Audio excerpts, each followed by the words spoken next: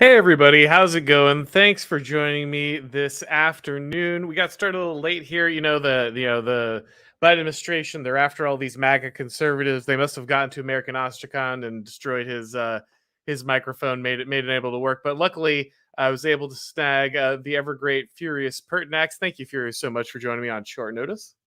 Indeed. Good evening, everyone. Lovely to be here. Yeah, so we may eventually get Ostrakon once he can get everything working, but luckily the stream can continue. So obviously we've got a lot going on this week. There's a lot of news. The first thing we're looking at here is, of course, the Biden administration's latest speech. Oh, wait, hold on. We might have Ostrakon here. Let me see. Ostrakon, are you in the room with us? Please tell me you can hear me. I can indeed. Oh, sweet Jesus. I apologize. No problem. All right. Well, we just have bonus members today then. Great. Well, excellent. So I sacrificed a chicken to the gods of computer and it worked. Excellent. That chicken did not die in vain. All right. Inshallah, yes. Brothers, we are full steam ahead. Yes. Well, thanks for filling in. Now get out of here. No, I'm kidding. Welcome. No. Goodbye, Colonial. Back to your island. No. I apologize. It's I moved to a new place and I've been setting due to technical difficulties, but we got it all working out. I didn't upload my icon, but hey, whatever. You know who I am. Yeah. We'll take the default icon, very base default icon here. All right. Yes. So, gentlemen, like we were saying, we're going to go ahead and get started with, of course, the Dark Brandon speech. It's funny because, of course, you had the Dark MAGA, and then like a lot of people started splashing this with the Biden stuff, and then the Biden administration tried to pick up on it and use it. And it was just very embarrassing. But you really didn't expect it to show up in kind of the way it did with this speech a few nights ago. Now, everyone kind of expected this to be a disaster. It's exactly kind of what you expected. But the interesting thing is that is the way it built up. The administration has of course been using accelerating the rhetoric. These people are dangerous. Trump supporters, MAGA. We started with a basket of deplorables when it came to Hillary Clinton, and we've just continued to see this escalate every few months with the left.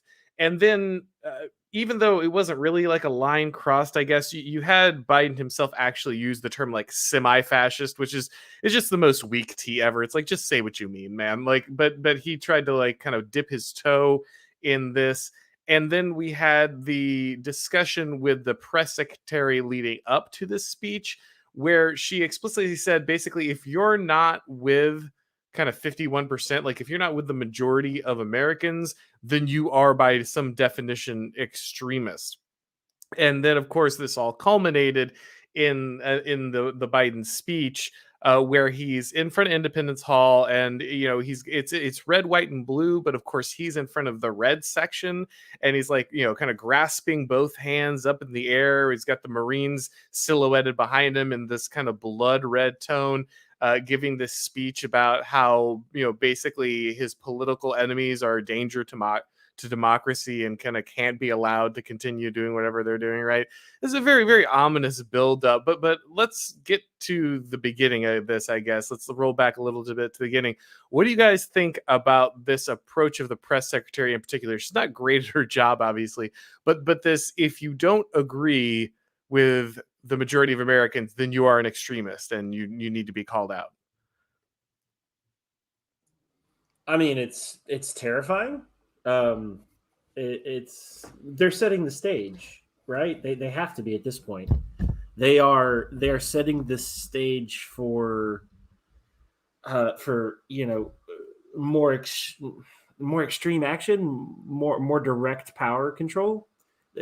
That's all I can think of at this point. When you start saying things like a good 30% of the population are a threat to the nation, and you're using this very specific terminology about how people need to be, rooted out and silenced or put into jail or, attacked, like these, while the administration may not be doing these things directly now, this is setting up justification for future action. That's all I can think of at this point. Like they're accelerating themselves, but I just don't get the why. Like, what is obviously, President Biden's not actually in charge, but the things that his speechwriters are saying for him are frankly terrifying.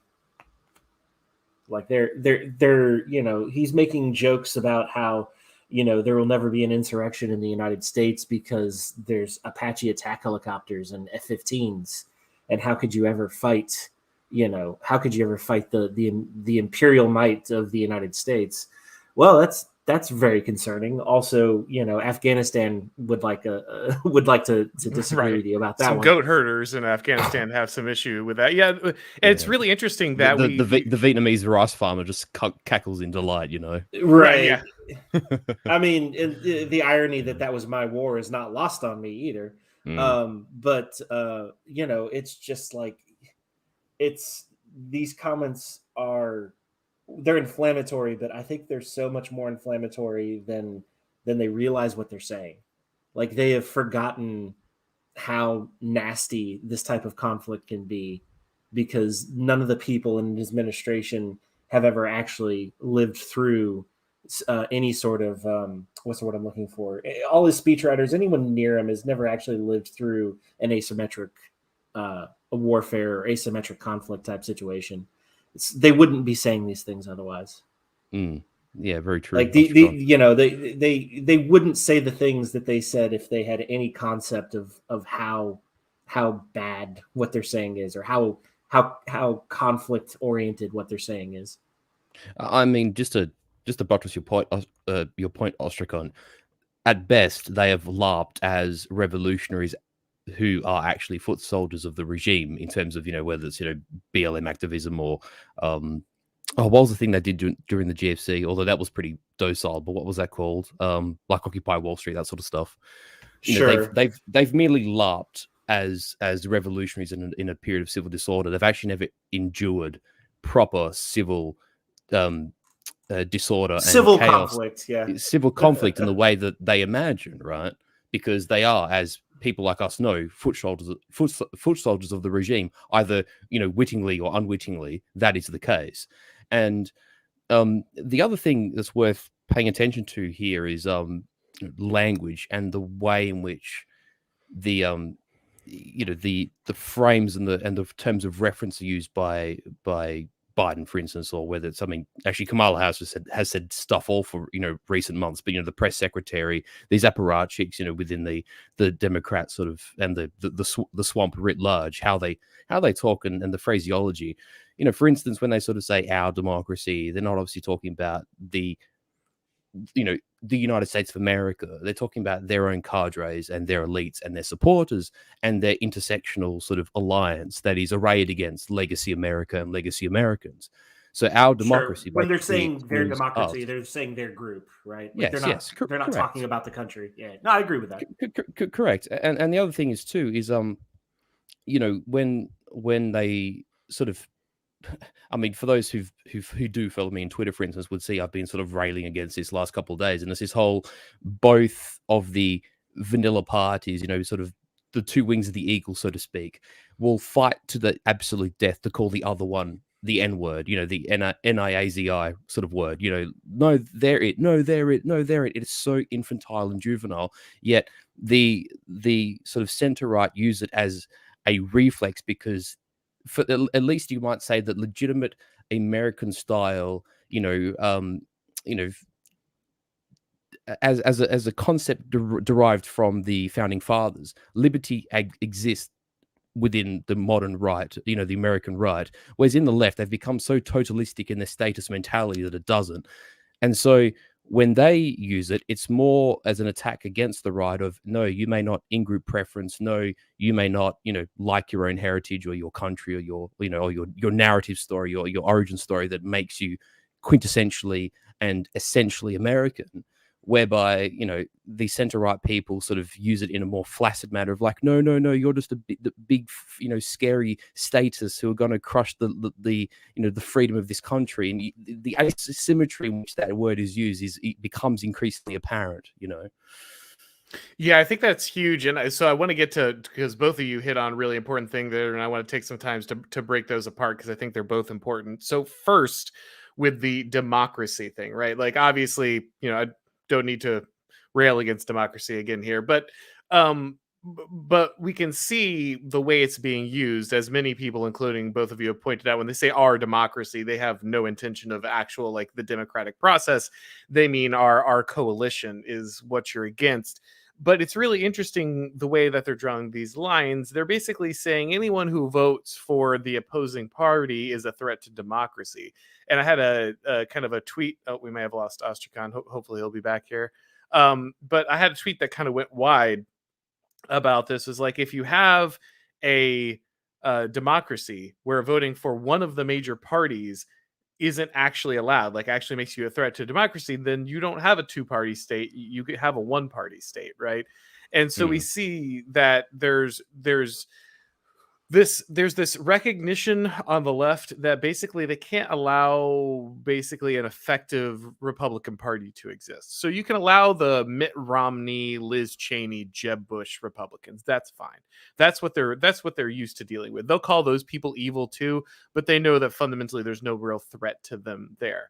Hmm. But what's not allowed in democracy is an actual effective opposition party. Mm. Is not someone who will actually bring new ideas, will actually challenge the power structure. That's not allowed. And so they're Mm. trying to draw a line. They're trying to kind of like salami slice this line between acceptable Republicans like your Max Boot or David French Republican and the Bill Kristol Republican, and then Mm. like anyone who actually has an interest in opposing the Uniparty. And so I think the threat to democracy is really this. That's why they're trying to say MAGA Republicans, because they're trying to maybe differentiate. But it's very clear what they're saying is any effective opposition should be banned, whether formally or rhetorically. Yeah, they for them it's essentially verboten, um, because let's face it, it's if one is sort of familiar with how, from an anatomical standpoint, how a parasite works, like you can pull sort of limbs off a tick, and it'll stick sucked into the host, but when you sort of snip its claws, it'll fall off. And for them attacking that narrative of the uniparty, or like you say, when they have these fake opposition that acts as an alleged political opponent or an alleged opposite, for the ballot box, but they're not, like the names that you've mentioned, the Romneys and the McCains and whatever. But when a movement, and not even so much the leadership of that movement, because I mean, there are people in this chat, I'm sure even on this panel, we can have different variations of what we think of Trump, or what he truly embodied or what his aims were. But what they're actually more frightened of is the undercurrent. What they're more petrified is of this trend of populism, of a harkening back to legacy America, of shall I say, values which are true to the founding principles of your country. Because I mean, I say this as a non-American, obviously, and that frightens the powers that be far more so than necessarily the people who allegedly represent the MAGA movement at the top.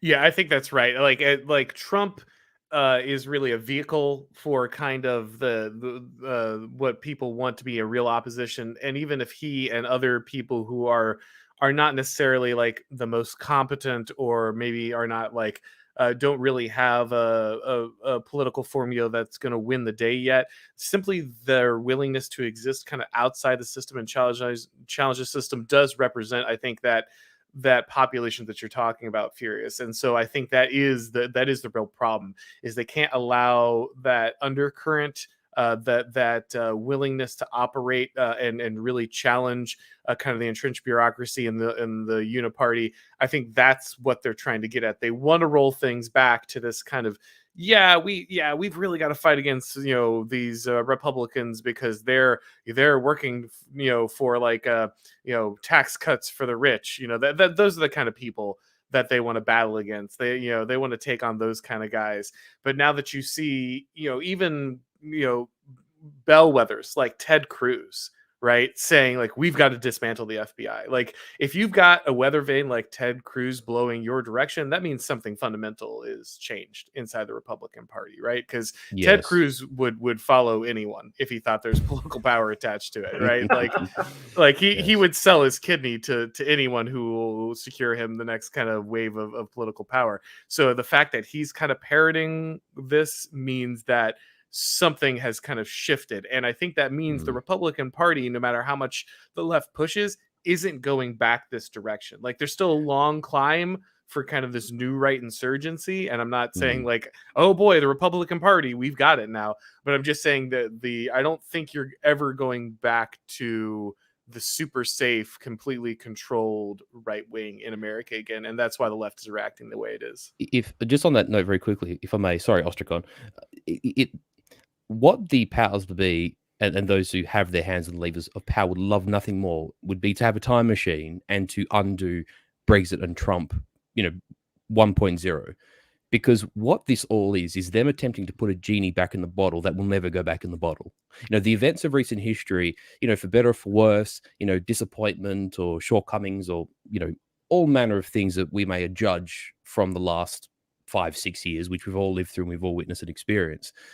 The sum of that has had an impression upon us and has an impression upon neutrals and independents and a whole bunch of different sort of sub-political groups and people who merely observe politics, right, in the world.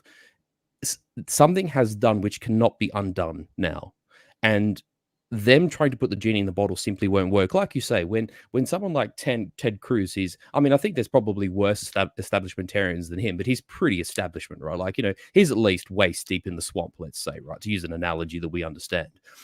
If he's starting to echo that kind of, JFK, Bobby Kennedy kind of, we need to like smash the FBI into a million pieces kind of mindset, it shows you which direction the current is flowing and how strong it is.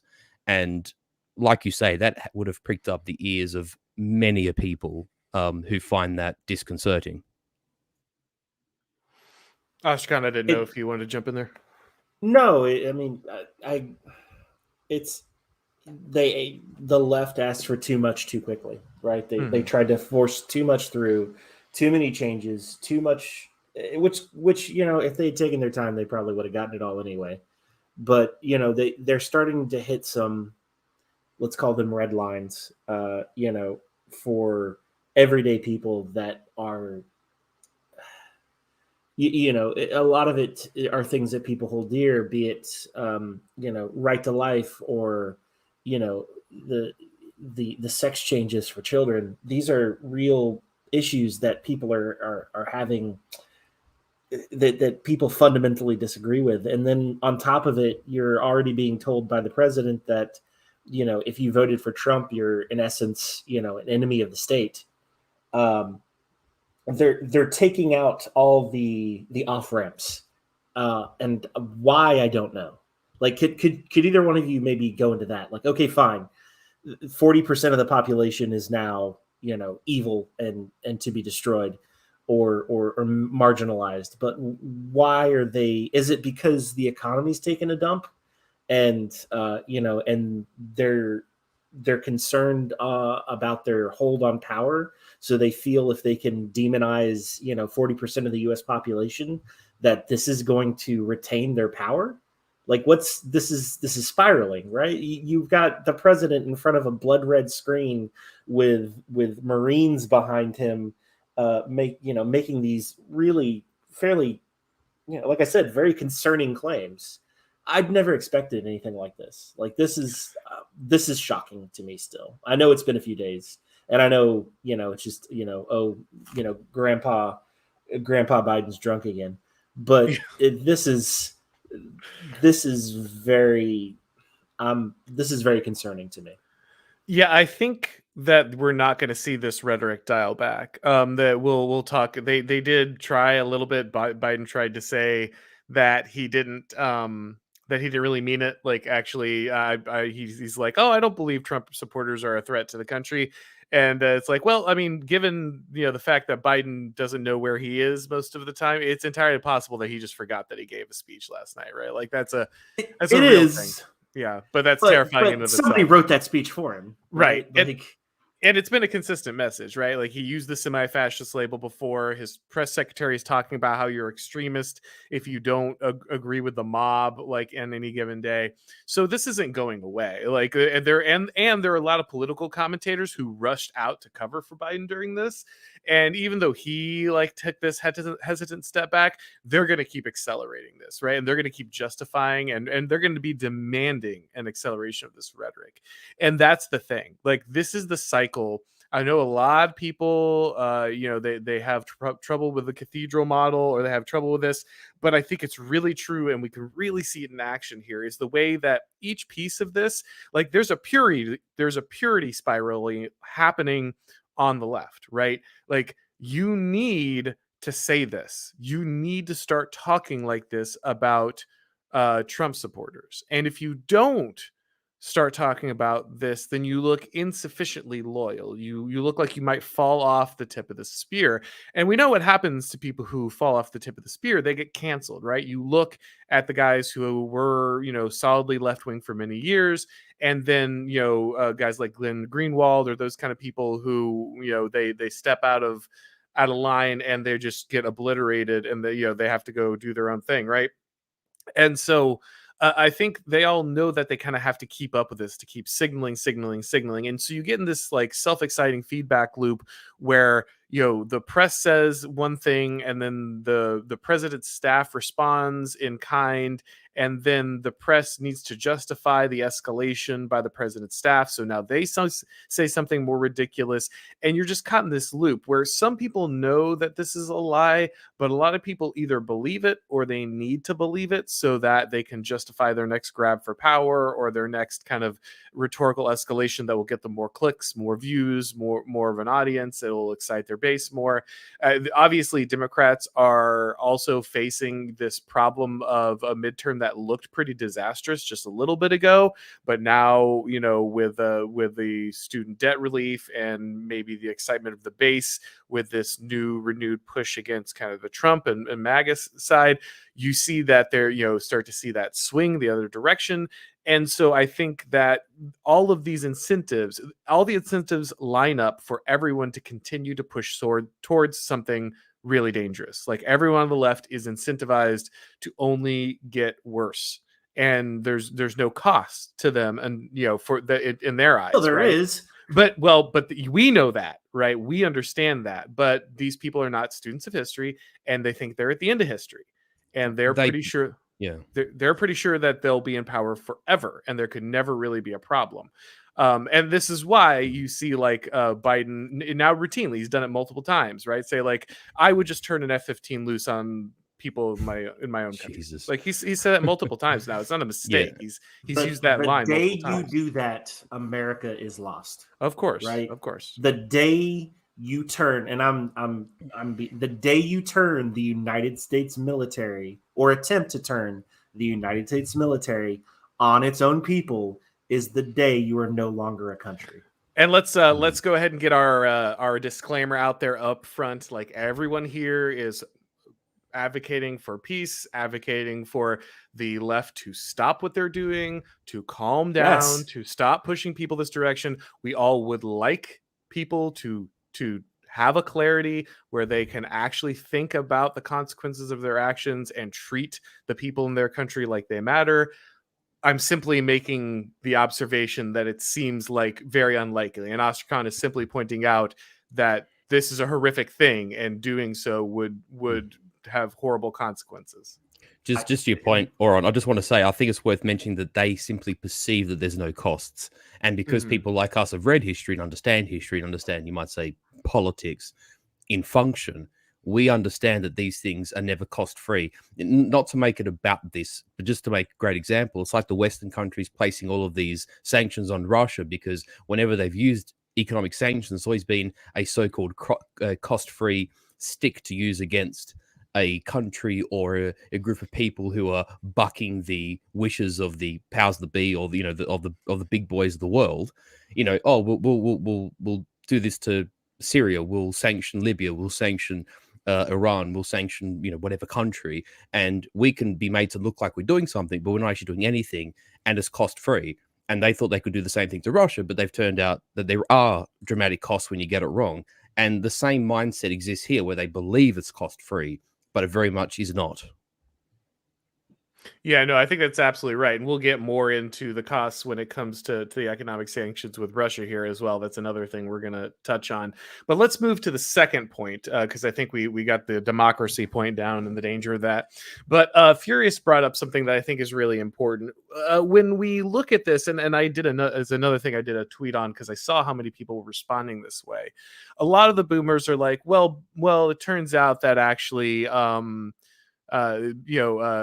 Biden is really just the reincarnation of mid-century German painter, and that there's a problem with that, right? Because our moral vocabulary, our shared moral vocabulary, is so impoverished that the only thing anyone can reference as like something you should look out for in history is like, who is the real racist and who is the real fascist, right? You have the left saying, well, the right are the racists, and then you have the GOP saying, no, the Dems are the real racists, and then you have the left saying, well, all these Republicans, they're actually authoritarians who just want to put a dictator in. They want to bring back mid-century Germany, blah blah blah, and then you have Republicans, and when Biden does something like this, they also adopt exactly the same language. Well, actually, the Dems are the real authoritarians. They are the real fascists, right?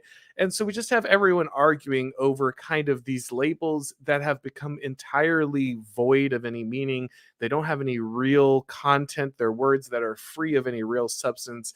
And now they just mean bad. And now you're just arguing over who's bad.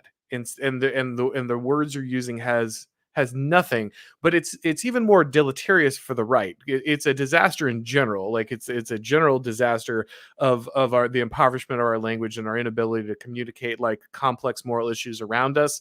Like we can't accurately describe the world around us because we just don't have the shared vocabulary and moral references. But like on top of that, when the right does this, they are onboarding the principles of the left, because whether you like it or not, the left defines the popular understanding of racism and fascism. They are the ones who control those things, and they're the ones who dictate the terms. And so when you see a bunch of Republicans or right-wing influencers jumping on this train to call Biden whatever, or and Democrats, like they don't understand that they are just enforcing the moral frame of their enemies, where these words are the most dangerous things that you can apply to a person, and also the left are the ones that get to define these words. Yeah, quite. I totally agree with that. And I think as well, I mean, those of us who sort of think as we do don't have this impediment, we don't have this problem, but it is something that people who you might say call them boomer conservatives, call them, vanilla right. There's a whole, and this isn't just true of boomers. This is actually a multi-generational problem too. I mean, as much as this might apply to say any of our dads or uncles at equally priced to someone like say Crowder as an example, right? I'm just using that as a generational reference. I'm not saying that, yes or no towards someone like him, but that these, what did I say in my tweet today? That to perceive history through the frame of your opposition, that essentially, it takes your country and your heritage and everything that you hold dear and demonizes it and considers you evil and irretrievable, and that will only be satisfied with your destruction, right? If the moment you perceive anything through that prism, not saying don't understand it, because you should. It's why all people like us should read things like Saul Alinsky's Rules for Radicals and the Communist Manifesto, so we understand them. But the moment one looks through that prism and interprets the world through it, you have lost before you have begun. Mm-hmm. It's that simple. Absolutely. If you perceive the world through their prism and you utilize their terms of reference, right, and amongst other things, you've lost. And this is exactly why you might call the vanilla right, the as AA calls it, the William F. Buckley right, has lost for 55, 60 years, continuously without a single victory of note, is because they are shackled towards interpreting all events through that prism, which is a subversive prison. I'm trying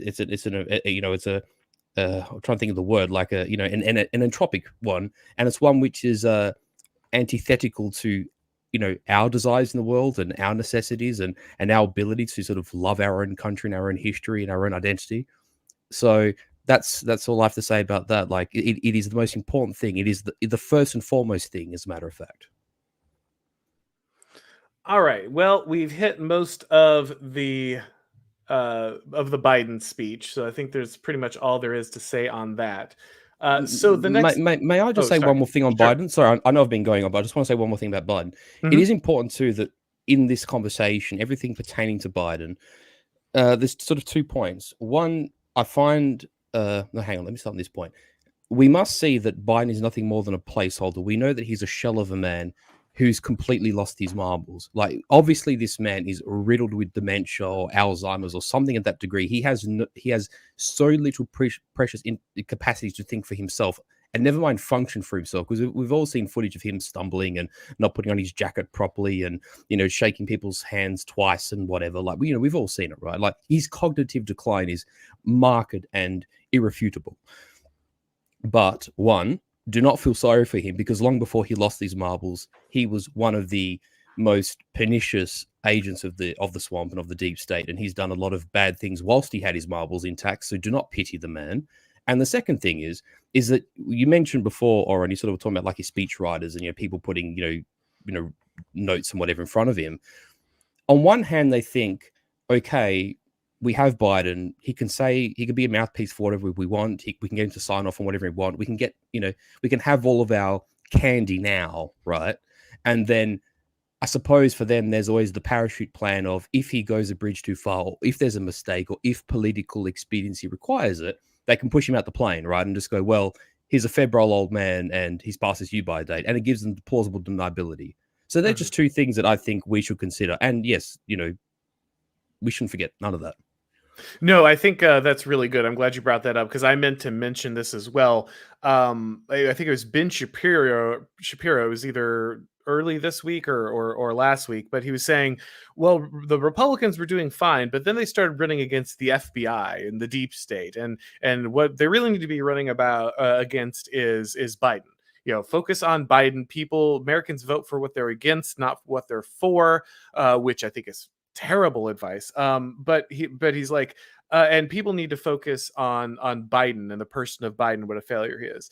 And I think that, but Furious, you're really making a good point. We got to keep our eye on the ball here, because that's what kind of the left and the mainstream right want you to do is say, okay, well, let's go back to Biden and beat up on Biden, pretending for a moment that Joseph Biden is in any way making any decisions inside the White House. Like, if anyone believes that, then you're just you just sit down, you sit at the kids' table, color something. Like, you don't belong in any kind of discussion. Like, it's very obvious, even to people on the left who are honest for more than 10 seconds, that Biden is in no way operating as the executive of the United States of America. It's just very clear. Like, every president is in many ways handled by their staff, but with Biden, it's total. The capture is complete. The man has no input. It's very obvious. And so what you're really talking about is like the oligarchy behind Biden when you're talking about Biden. And just focusing on Biden gives the left that optical escape hatch, like Furious is talking about. At any point, they can just push the craziest thing. They can get as far left as they want to, get as loose and wild as they want to. And then at any point, they can just be like, well, but Biden was nuts, and just kind of kick him out the side door and move on to the next person, right? And so if you allow the shift to go back off of things like the deep state, the FBI, the corrupted systems inside the United States that are very obviously manipulating elections, very obviously manipulating the landscape. I mean, you had Mark Zuckerberg straight up come out and say, yeah, the FBI told us to censor the press because we needed to affect the election. Like, you if you are ignoring that and just going straight after like dementia man who's being held up as a puppet of these people, then you deserve to lose. Like, you deserve to lose. You got to keep your eye on the ball here. I'm sorry, I was kind of looked like you were going to say something. No, I'm just kind of reiterating the same point over and over again of we're ruled by people who have no concept of conflict, and I'm concerned to believe that because they have no concept of it, they're willing to just keep pushing to the point of failure. And it's just, again, it's his speech really bothered me. Yeah, Like it's just as it should, but I know I keep harping on it, but it's just they, like, in my heart of hearts, it's like can they really be this stupid? Like, and I guess the answer is yes.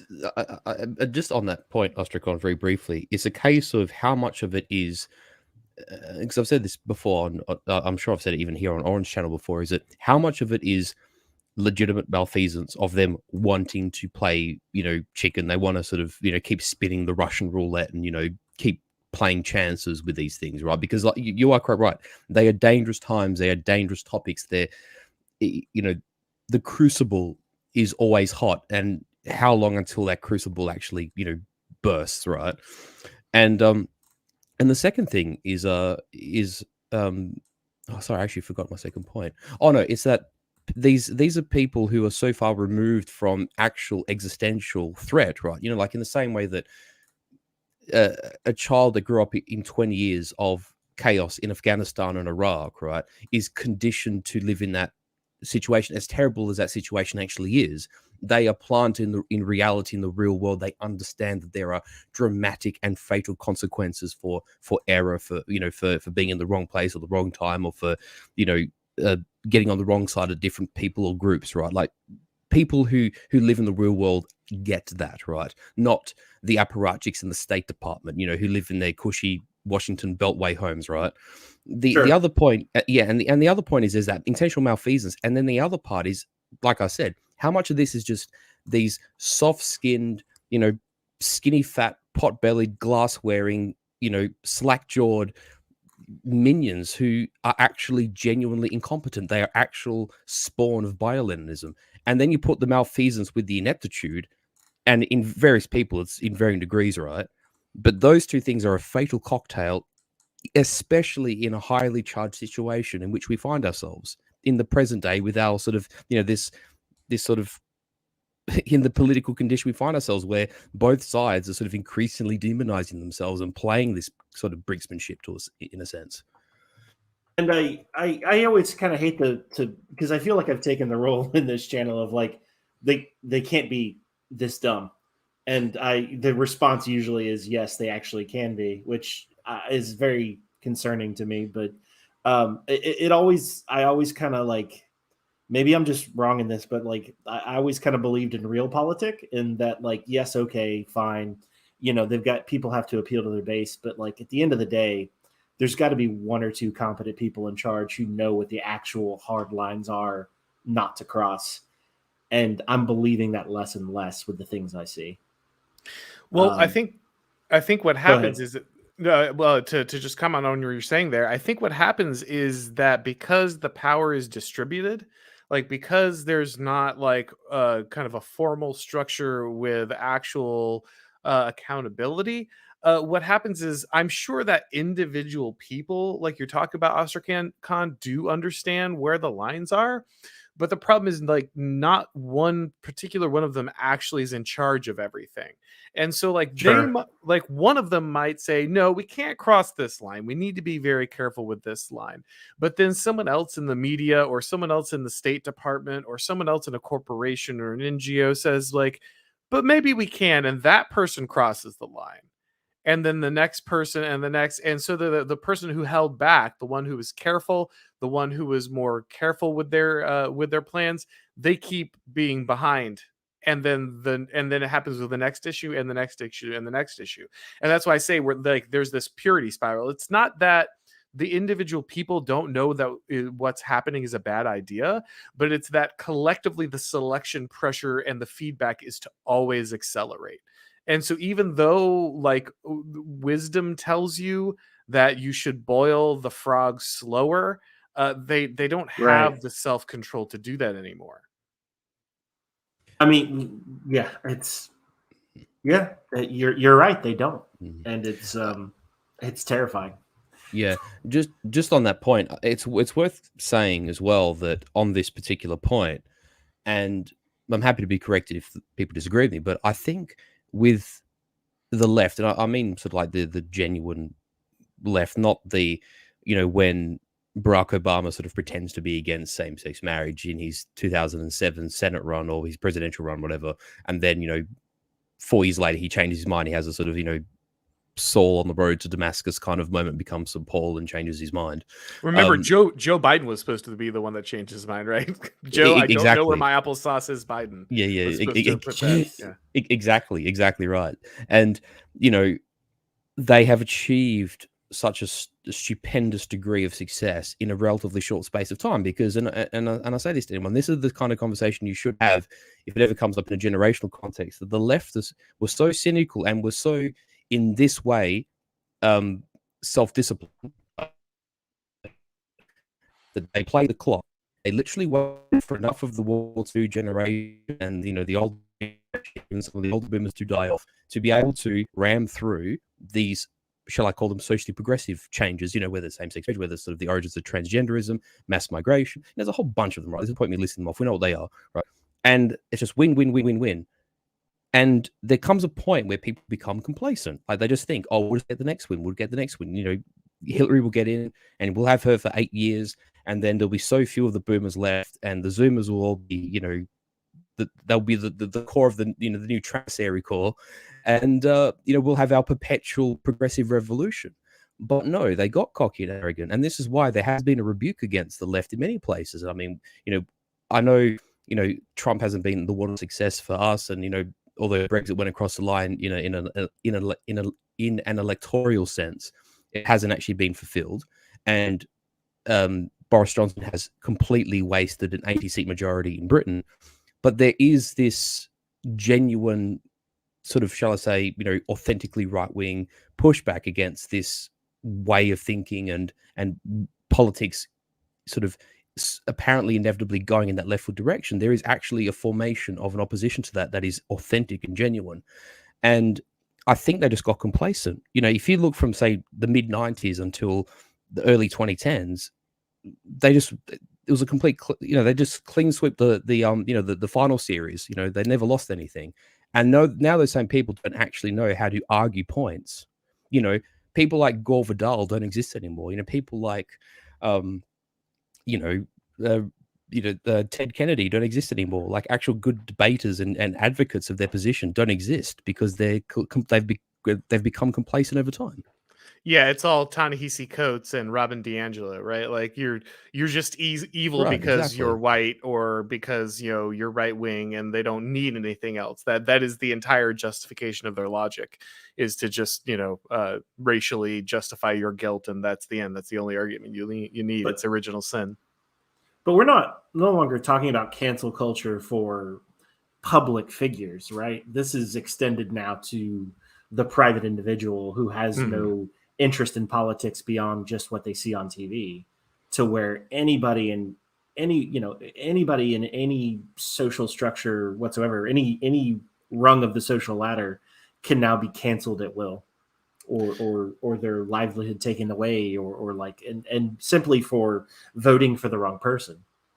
Like, yeah, that's accelerating. Like, wow.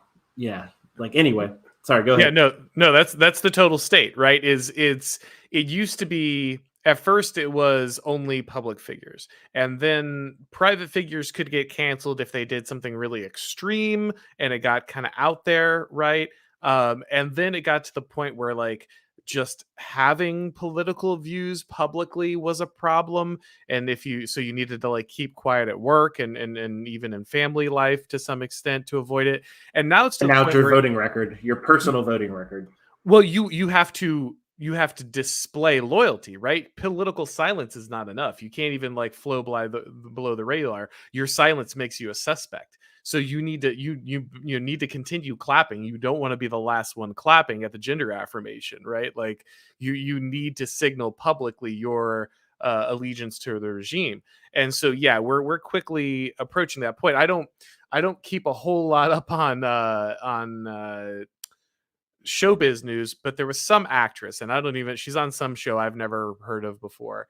But it was flowing through the Twitter feed a lot, and her family was in some video, and someone was wearing a MAGA hat, and just the internet lost their mind, right? They just absolutely lost their mind. She's like super liberal. She's on a super liberal show. But the fact that one person, her family, might have voted for Donald Trump meant like they needed to be destroyed and she needed to be destroyed. Like basically, like you the blood debt of your parents, sin against the regime meant that you and your whole line needed to be struck from from the digital community or whatever. We're getting to that point, and that is the point that is rather terrifying. Yeah, and that has real, say, sort of Chinese Revolution cultural vibes of children literally finger pointing their parents out, and then those parents being publicly humiliated in struggle sessions because they dare defy Mao and the Cultural Revolution in China. I mean, when you radicalize the young to turn on their parents, which does another thing, for anyone who's read Belinsky and the work of these revolutionaries, one of their most fervent goals is to undermine family. If you have families who break apart from within and finger point each other and see each other as mortal enemies, then they've succeeded at a very fundamental level. Yep, absolutely. All right. Well, like I said, we hit all of this from many different angles. So let's try to get to a couple of our other stories, because that dominated our hour quite a bit here, but for good reason. It's a huge shift in American politics. It's a scary thing to have happen, even though it seems like Biden's trying to rhetorically walk it back some. Like I said, I don't think the media is going to let him. It's out now. It's done. You're kind of across. You can't walk that back. Yeah, you're over that event horizon at that point. So obviously, should be thoroughly talked about. Good reason. So the next thing I wanted to talk about real quick was children's hospitals.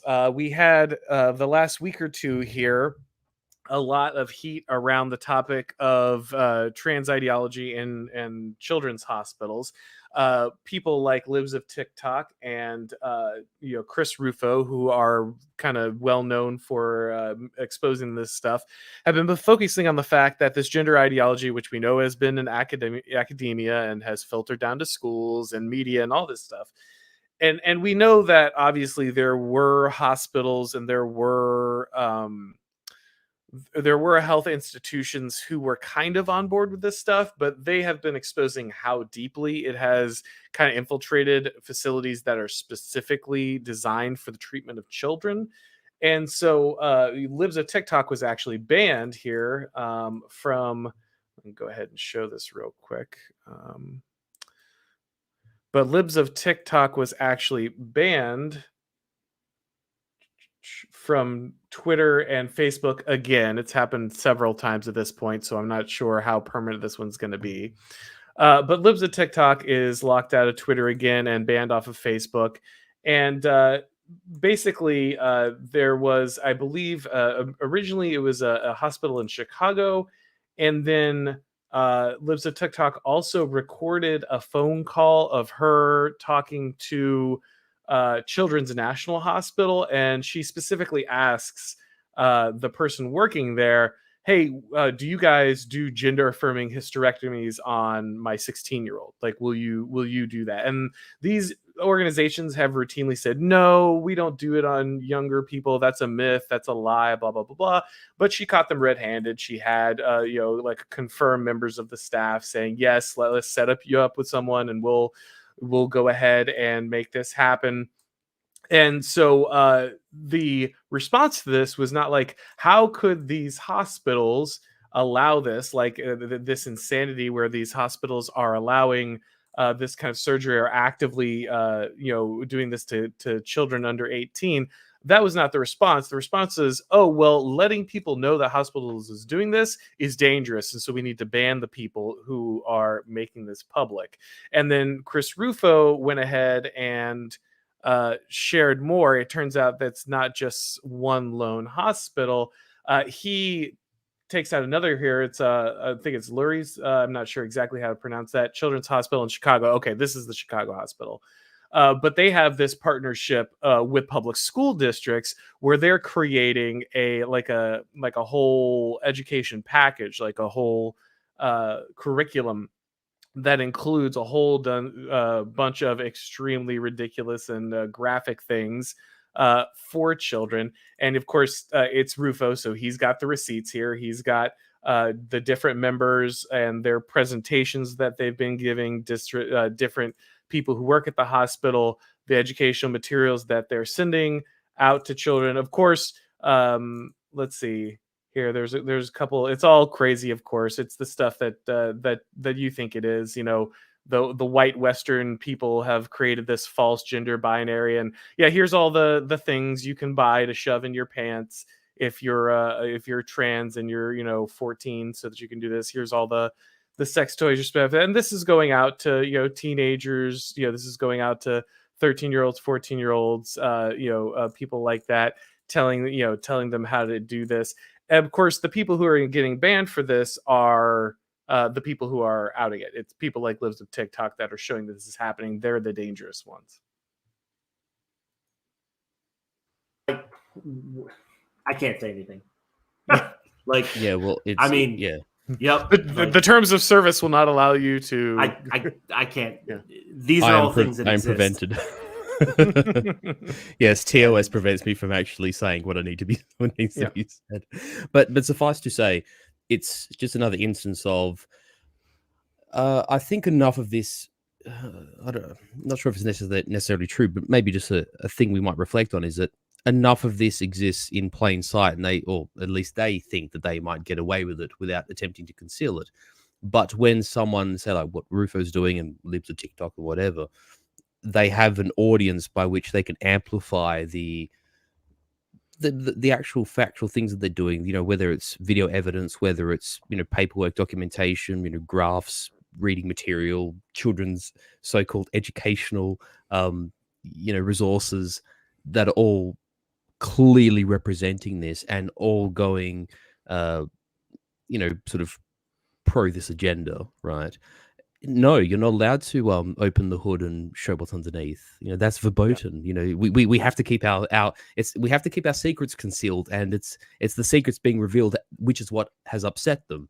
It's kind of, I know they're not exactly the same, but it's sort of the wiki. It's not what they've done. It's the fact that they've been been shown. Like, right? Yeah, it's not that they're doing it that upsets them. It's the fact that people are talking about it. And whether people like him or not doesn't matter, but it's the Assange WikiLeaks problem. It's like, oh no, how dare you, show, video footage of, Apache helicopters, like, shooting down, shooting up weddings in Yemen or something, like you're not allowed to show that because that reveals us for what we are, and they don't like that. Is gender reassignment like the ultimate expression of party loyalty?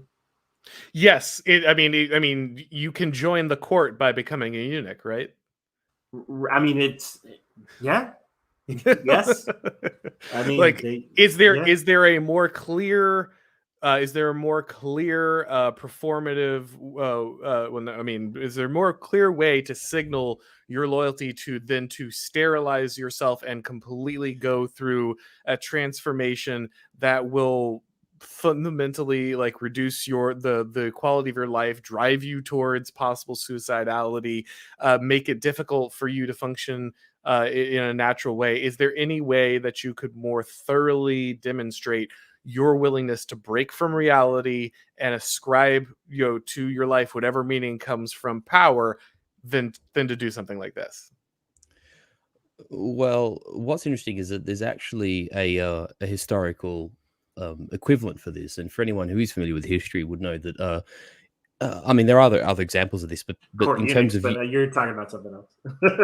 Indeed, but there is actually a historical equivalent of, or rather historical example of eunuchs being used close to power because of their reliability, and it's actually something that existed to some degree in the ancient Hellenic world. For instance, we all know Cleopatra of history. Her brother was actually mentored by a eunuch, for instance, because eunuchs aren't, well, that they have a suppressed impulse where, men that are full-blooded and intact might be swayed by a woman, for instance, or could be coerced somehow, in a sexual context. Eunuchs clearly don't have that problem. And fast forward, a few hundred years, 1,000 years. In the Byzantine Empire, actually, a number of eunuchs rose up to the top of being actual, like they would be, the word in Greek is megas domestikos or megas dukes. So they would be like the grand dukes of the empire, which is like the position under the royal family that would run government. I mean, these are seriously powerful people. And eunuchs were seen as people that would have less of a propensity to, like marry out of the empire or engage in some kind of a subversion with external enemies. Sure, But because they've got no legacy, right? They've got no beyond the moment because they've got nothing to preserve. But what they then found out is that even men that have their balls chopped off still can take purses of money. So it didn't really make it that big of a difference in the end. Yeah, I mean, it's the same theory as the Catholic Church, right? Like, if you don't have a legacy, then you'll be dedicated to the to kind of the mission of the organization, right? Yeah, and that's what Exactly. You're not going to have the personal interest outside of you're not going to have that generational investment in things outside of the organization. Almost like when you change fundamental human character, horrible things happen. But yep. But yeah, I think obviously we could talk ad nauseum, and I have there's a number of different videos on my channel if people are interested of why this particular thing is used, the advantages it provides to the state for leveraging against the family, and how it isolates the child, and all these things like that's I've talked about that quite a bit, so I'm not going to fall completely down that rabbit hole. But I did just want to note that it's very clear that. As Furious and Ostrakon were both pointing out, it's not just that this exists. Like when you lay it out like this, what it does is it takes it from being something that people think of as like being whispered in some kind of some kid who doesn't feel right in their body is having a doctor or someone else whisper in their ear that this can be done, that kind of thing. When you see it laid out like this, you see actually no, this is a systematized delivery system. This is a assembly line, right? Like the children are being put on an assembly line to adopt this lifestyle. It's not some whisper campaign. It's not just on like TV or somewhere in some weird corner of the internet. Like they are sitting down and the school is delivering them on a pipeline and a program provided by a hospital about how you can do this and how you can do this to your body, and you can do this to your body very early, right? Way before anyone is comfortable. We're talking about, you got to forgive people's student loans that they signed up for when they were 20, but you can totally, because they're not mature enough to make that decision. But 16-year-olds can sterilize themselves. That's fine, right? Like that'll have no long-term impact. And do it in such a way that keeps it away from their family. Like, yes, that's the key, right? Surreptitiously get them these procedures done. Very, very on point, Ostrakon. In fact, intentionally designed in order to undermine the family by eroding parental responsibility for their child. And moreover, on top of that, if a parent wishes to intercede in the best interest of their child and their family, there are instances where the parents are prosecuted for wanting to protect their children from the predation of the state, which is probably the most heinous thing that can ever occur to a parent.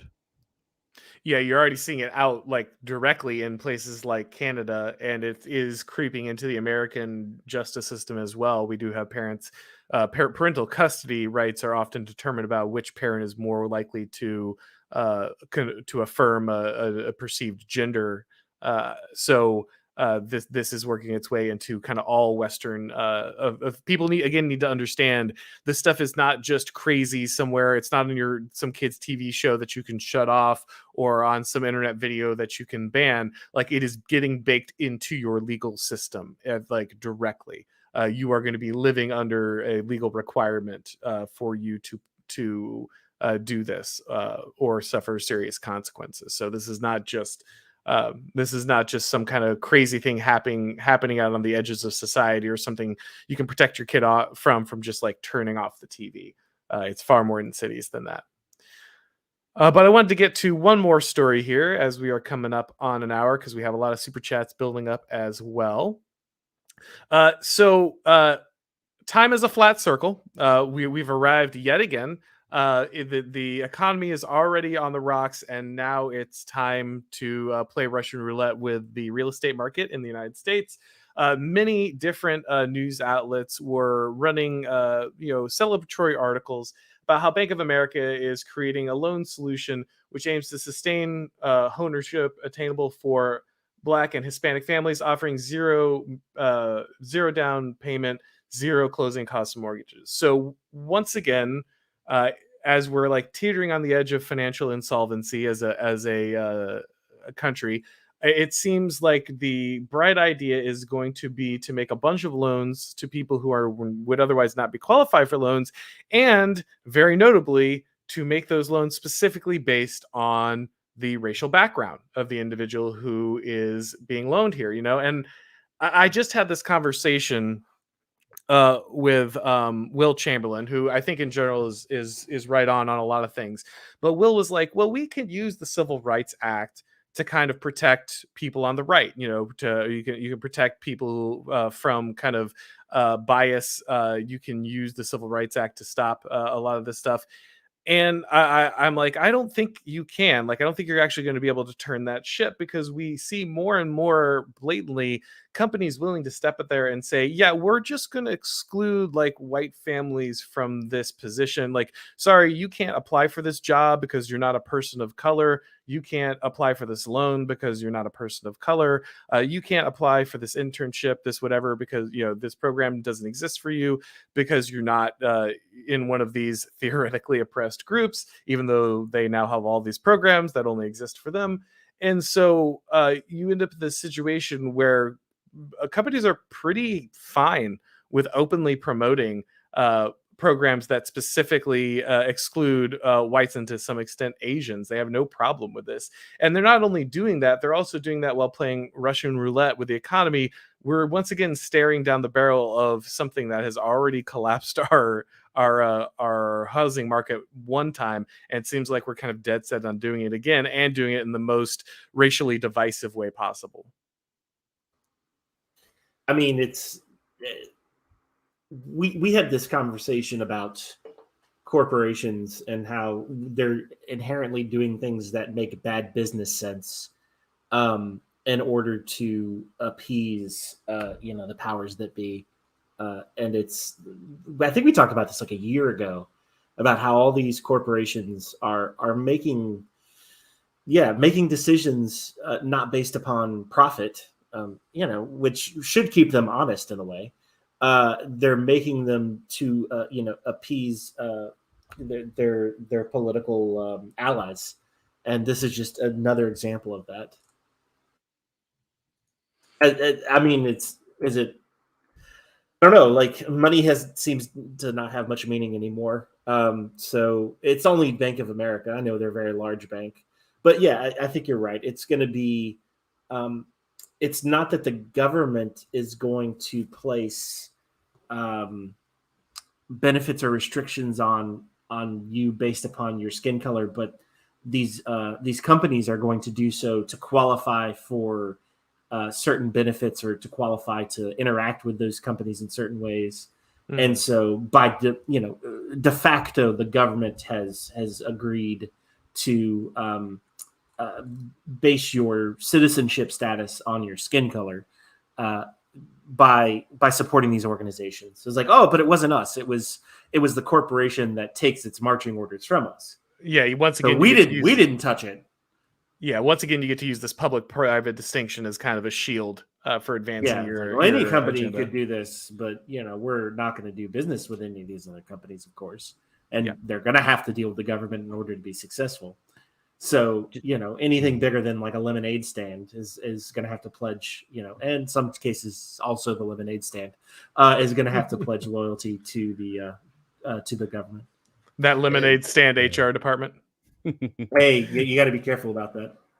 There's another thing that's worth considering too, from the standpoint of sort of loyalty to the regime, and this topic of the hospitals and transgenderism as well, is that one really interesting point that came up. I was on Man's Hour with our friend Red Hawk, and I think it was Praise of Folly. We were talking. We sort of made reference to the she economy of the HR department and human resources and that sort of stuff. One thing that's worth considering is that, and I hate to, I do hazard making materialist argument, because I think materialism is something that is sort of, people make much of it, right? But in the end, think of what makes the regime powerful and what resources it, right? Like ultimately, Cicero was right. It's the sinews of infinite money, and insofar that they can create this false economy and false productivity and false profits, right? Or they can siphon off. In the case of, say, the expanded bureaucracy, parts of this fake economy, they can sort of fleece the productive elements of economy, right? It disempowers the people they want to disempower, right? From an economic standpoint. And one thing is, all this money that goes into this sort of into this field of, you got to think, anesthetists are expensive, doctors are expensive, surgery is expensive. How many surgeons, rather than say, helping veterans with recovery from injuries, or giving grafts to people that have suffered incidental workplace accidents, they're cutting the the secondary organs off young girls. You see like this staple line across their chest, or boys are being literally gelded. And there are doctors and specialists and all the nurses and all the people that, fit into that sort of operation, literally and figuratively, who make massive margin on that and charge people and fleece people out of having their children physically and surgically ruined. That is something I never really heard spoken about, but it's so true. And as someone, I do know people who work in medicine. I know how expensive and how much some of these people charge in terms of, their cost per hour. And it's another thing that makes them strong from a material standpoint and a financial standpoint. No, that's 100% right, and it's something that's really important because it makes these people. It's not just the initial surgery, right? These people are going to be lifelong pharma customers, medical dependencies, and pharma customers. Exactly right. Yeah, they're gonna need counseling, right? They're gonna be in mental health. These people become total wards of the therapeutic state. Hormone right? replacements, antidepressants, antipsychotics. Like there's a whole raft of things. And you're quite right, Auron. They become this ongoing ward of the state because it does ruin them psychologically, spiritually, mentally, physically. It's horrendous. Well, and they've kept themselves from having a family, which means they'll never have anything but the identity that they've now invested in to make their life meaningful. So it means that there's no going. I mean, there are people who are trying to detransition and got prayers to those people. Like they've been ruined, terrible, like just the and victims coerced and lied to, and just everything. I wish them only the best. But for a lot of people, this is going to be something that's completely ruinous. They can't come back from. They've completely made this their identity. They've literally physically cut off the path back to normalcy. And so they are always committed the regime because they have basically removed their ability to kind of participate in life as normal. Precisely. And for anyone who happens to know someone who's going through this journey or is struggling with this privately, make a point of remind them as a friend or a family or someone who cares that grave mutilation is permanent and irreversible, and it has impacts that far outweigh what one might initially see. Because I mean, we've seen evidence of them. We've seen it from people like Libs of TikTok and et cetera, that it is terrible. And even in the case of like suicide rates and what have you, it is horrendous. And for those who are, shall I say, the innocent, who have been sort of coerced, who don't have an idea, who might be pushed by psychologists and psychiatrists and predatory people who have a vested interest in all this going forward, those people deserve sympathy and prayers, because their lives will be very, very tough going forward. Yep, absolutely. All right. Well, I guess we can talk about energy in kind of the in Europe and the UK and such real quick if you want to. I don't have a ton on let's this. get to the super chats. Like, okay, it's bad. All right. Yeah. All right. Energy's increasing. Energy prices are increasing in Europe and the UK, and it's just making bad situations worse. Yeah. Like it's you're forcing more and more economic decisions upon the most impoverished people, and it's a recipe for bad things happening. Like, but it's part of me believes it's just done on purpose at this point. Of course. And just like I suppose if we want to bookend it here, it's like the German minister, I think her name is Baubeck or Beverbeck or whatever her name is, and she was saying, "Nein, so far as we are concerned, we don't mind if the German vote, or we're not going to listen to them if they go cold. All that we need is victory in Ukraine." It's like, yeah, okay, thank you. Your people go cold and hungry so that just everything can be yeeted in some forlorn campaign in Eastern Europe that probably won't be the outcome won't be changed. Meanwhile, your own constituency is suffering, which is the ostensible function of a government, is to provide the best conditions possible for your constituency, and instead you're willing to plunge them into essentially destitution so that you can fulfill your caddish globalist dreams. It's sickening to even consider.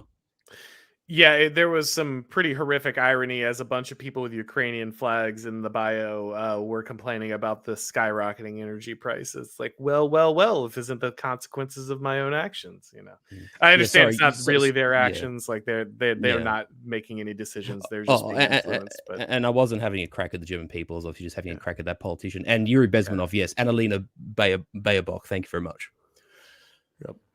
No, absolutely. It's pretty ridiculous. It's I'm not sure when a couple of different things I've written are going to come out, but I'm doing another video, like kind of the last video in my series on the managerial state. We'll be talking about kind of why it has to go universal, why it can't be constrained to one country, why the national borders don't stop, and it eventually is destined to kind of be a globalized movement. So that'll be touching on that as well here. But let's go ahead and get to our super chats, many stacking up. So let's begin. Heath here for $2. Formalization intensifies. And yeah, I think that's in reference to kind of the Biden administration and criminalizing political dissent, saying that really there's only one acceptable political party in the United States. We're not quite to the point where we're going to declare it a one-party state, but we are getting much closer to the point where just being a person who agrees with Donald Trump is just something that gets you fired from any major institution. So we're on that road to formalization for sure. Tuesday, FA Tuesday for $5. Is a safe assumption that the 2024 election is canceled? I don't mean 2020 canceled. I mean really canceled. Guess I'll meet you in the camp. I don't know, man. I doubt they'll cancel it, but you'll notice that they pushed really hard to make sure that we have mail-in ballots and continue all of that stuff. I think that we're going to see them setting up for fortification if necessary. I think we have to go through the legitimization ritual of an election, even if they are very obviously manipulated. You'll notice that one of the things that they've really been hitting on is anyone who suggests that an election might have been manipulated, which is particularly funny because guys like Sam Harris have been out there saying, like, yeah, of course you need to manipulate elections. Like you need to go ahead and do that. That's fine because like the Republicans are so dangerous, or Trump is so dangerous that it's more than fine. So out of one side of the mouth, they'll like totally admit that they have the capability and probably are justified in like manipulating elections, but also anyone who talks about that is like a danger to democracy or whatever. So I think you'll probably see more of that. You'll see more possibility of shenanigans and fortification rather than complete cancellations of elections. But I don't know. What do you guys think?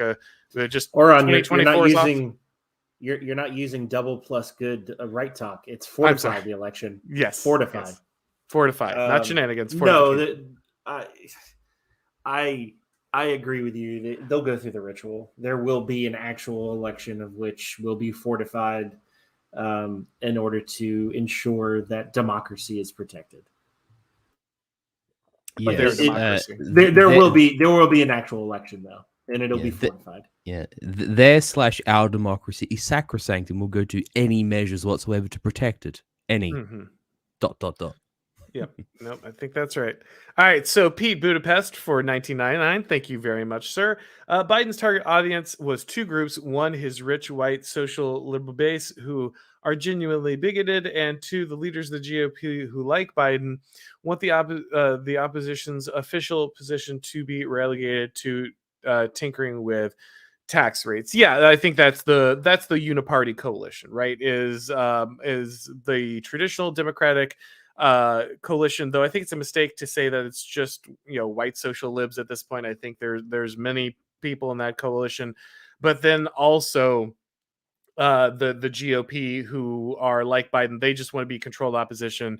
They just want the standard as usual battles. No, we should be spending more to got to get more weapons to Ukraine and Israel, or we got to spend more on the or cut the tax rate on corporations or something. That those need to be the only battles that the Republican Party is actually fighting. You can't have anything where they're actually like stopping immigration or suggesting that you need to look at law enforcement agencies that are obviously like being used against like parents who want to protest at school board meetings, that kind of thing.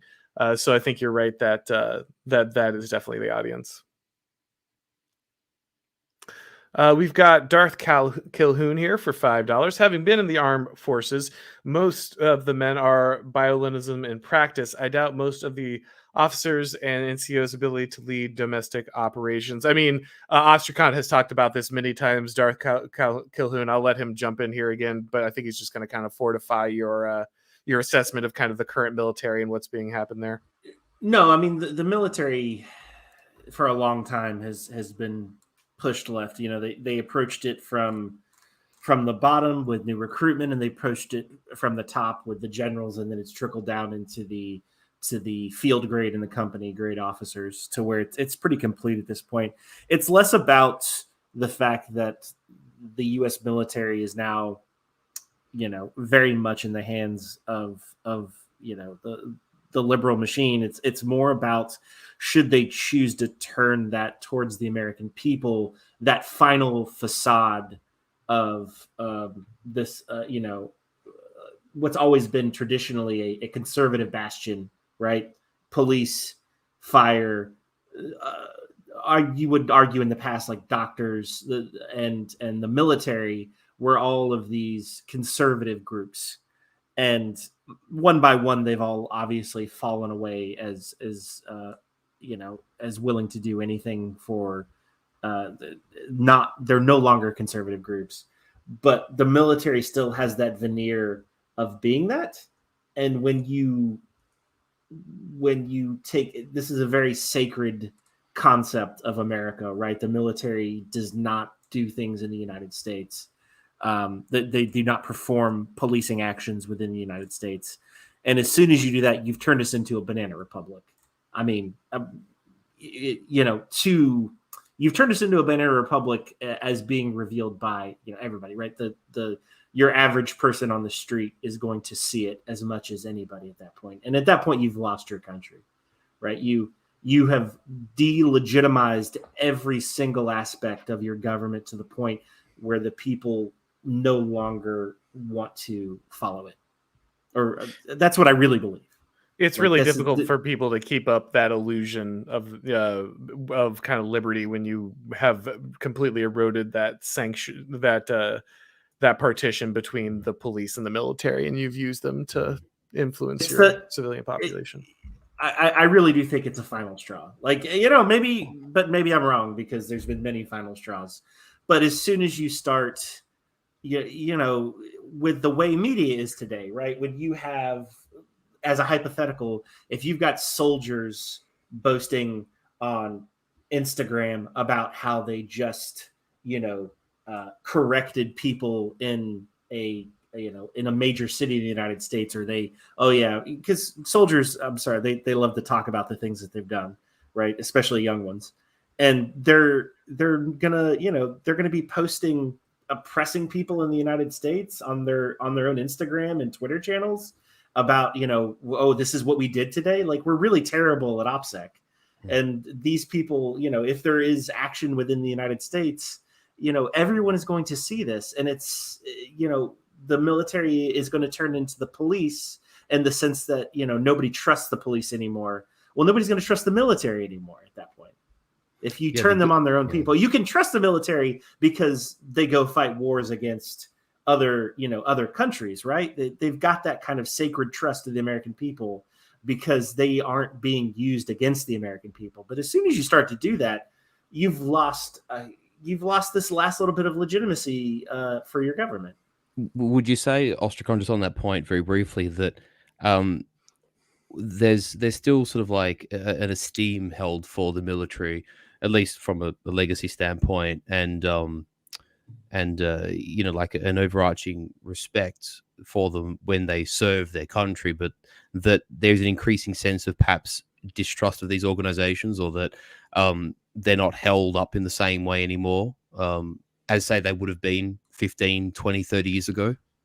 I mean, I think their credibility, yes, here's the thing, though, because the military does not operate in the United States, they still maintain that veneer of legitimacy, because you know, you still have people from small towns sending off their young men and women to, you know, go have a career in the military, and it's always been this conservative bastion. And as much as people talk about, you know, the military being this liberal and kind of paused place, poor or middle class conservatives still hold it as an important cornerstone.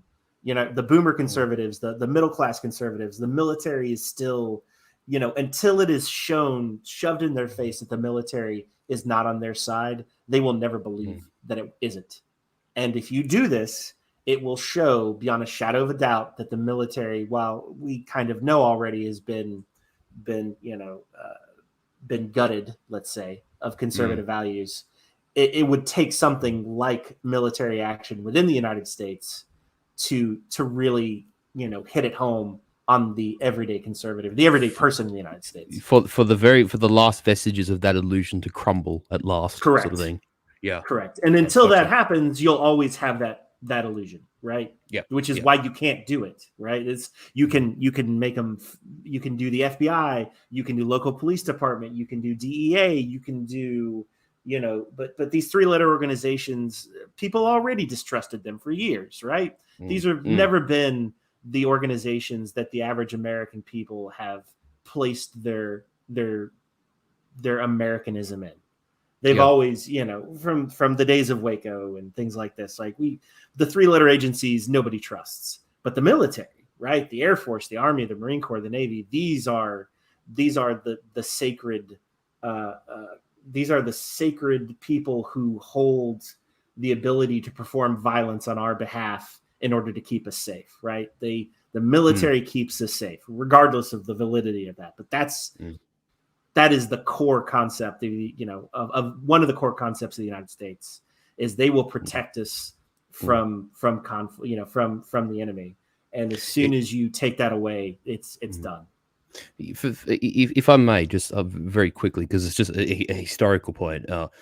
If anyone who's interested in history as a topic, there's a very, very interesting point as to why those of, say, a Republican or a Democratic, or, you know, whatever kind of a standpoint, now that we've seen what we've seen, it's become, at least to me, increasingly evident and clear as to why they have sought what they define as civilian control over the military, and it's made to sound peaceable and docile, and in the interests of, you know, global harmony and domestic peace, and, you know, not being tyrannical, etc. Because you look in the past, you know, you look at say in France, you know, the French army was a very royal institution. You look at, say, Germany prior to the Second World War, people would say that most states have an army, and the Prussian army has a state. That's a very famous historical saying. And I don't know, it just becomes very clear to me, at least for me, that they have sought control, so-called civilian control over armed forces, to use them as they have used them. And Ostrakon actually has pointed quite accurately the American experience of that. And it's just something that always sits at the back of my mind. You know, these are people who wanted to do this, you know, for so-called peace and harmony and, you know, international prosperity and all that claptrap, but they have used it for the opposite. And then moreover, they turn us a smile and wave, telling us how good they are. It's really sickening when you get to the nub of their hypocrisy. And I guess that's really, I know we keep going back to the speech, and I know there's other super chats, but this is like so critical to like being the linchpin of keeping America functional, regardless of which direction it's going. That for them to even hint or peck at that last keystone is that's why it's so terrifying to me. Right? This is indeed. Regardless of what your political beliefs are, you can't take this keystone out and have a functional government. Yeah, there's not a lot of social fabric left in the United States. There's not a lot of trusted institutions. There's not a lot of binding that's kind of holding what's left of the United States together, and this is one of those pieces. The illusion of this. I would argue it's the final piece. Yeah, like everything else has been co-opted, right? Like we can't trust medical professions anymore. We can't trust the police department. We can kind of trust the fire department, like because they put out fires, and that's like for now, fire our oldest enemy. Yeah, but you take that away, and I really do believe it's the final keystone. And that's particularly dangerous when you think that all of our countries, in their differing ways, are basically running on the last fumes of goodwill and trust. That a keystone like that, if they were to fracture it, it's all over, isn't it? It is, and which is why I'm so shocked that speech went through as was. Like there wasn't some 4-star general out there who backhanded the speechwriter and said, you cannot say these things, you are insane. Like that's a sword to die on, right? That is you can't do that. Yeah, you would hope that there's someone in the room who's like, no, we have to run an effing country here, and you can't just walk out there and criminalize political dissent. Like you can't just walk out there and declare half the country the enemies of the state. Like you hope someone would have like the self-control and the presence of mind to be like, I don't care what's going to happen to my career or whatever. I have to speak up and say, you can't say this, right? And no one did. And that's kind of the terrifying That's thing. why it's so scary, right? Because no one did. No one's at the wheel. Like I know everyone thinks this is, people are like, oh, it's all planned from the start and blah, blah, blah. No one's at the wheel. No one's at the wheel. There's any sane person, anyone who had any interest in even just self-preservation would have been able to step out there and say, we can't cross this line. We can't go. Right. And that's my argument, Auron. It's not an even argument of which side is politically, correct. It's an argument of you can't say this and still function as any form of government.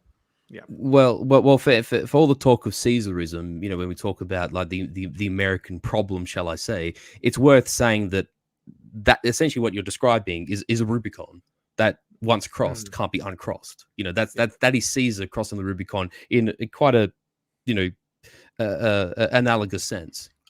Yeah, I agree with you. Mark Hemingway was basically saying that furious on Twitter, and I was like, you're right, like because he was saying basically this is, you can't walk this back, because once Biden has said this, then there is no socially acceptable Republican anymore. Like there was at least a hope up to this point that if like the Republicans went back to whatever, then the Democrats would be able to cool off and the temperature could be reduced. But now all illusions of that are gone. It doesn't matter who it is, if it's DeSantis, whatever, they will just call the next guy Hitler, right? It's going to happen from here on out. That is now the political discourse and will be going forward. And there just there's no way back across that. It's extremely dangerous. This has been going on for a long time. My entire adult life, like since at least George Bush, they've been George W. Bush, they've been saying that the president has been illegitimately elected. There hasn't been a legitimately elected president since then. Everyone who's elected has, for one reason or another, the other side has said is illegitimate.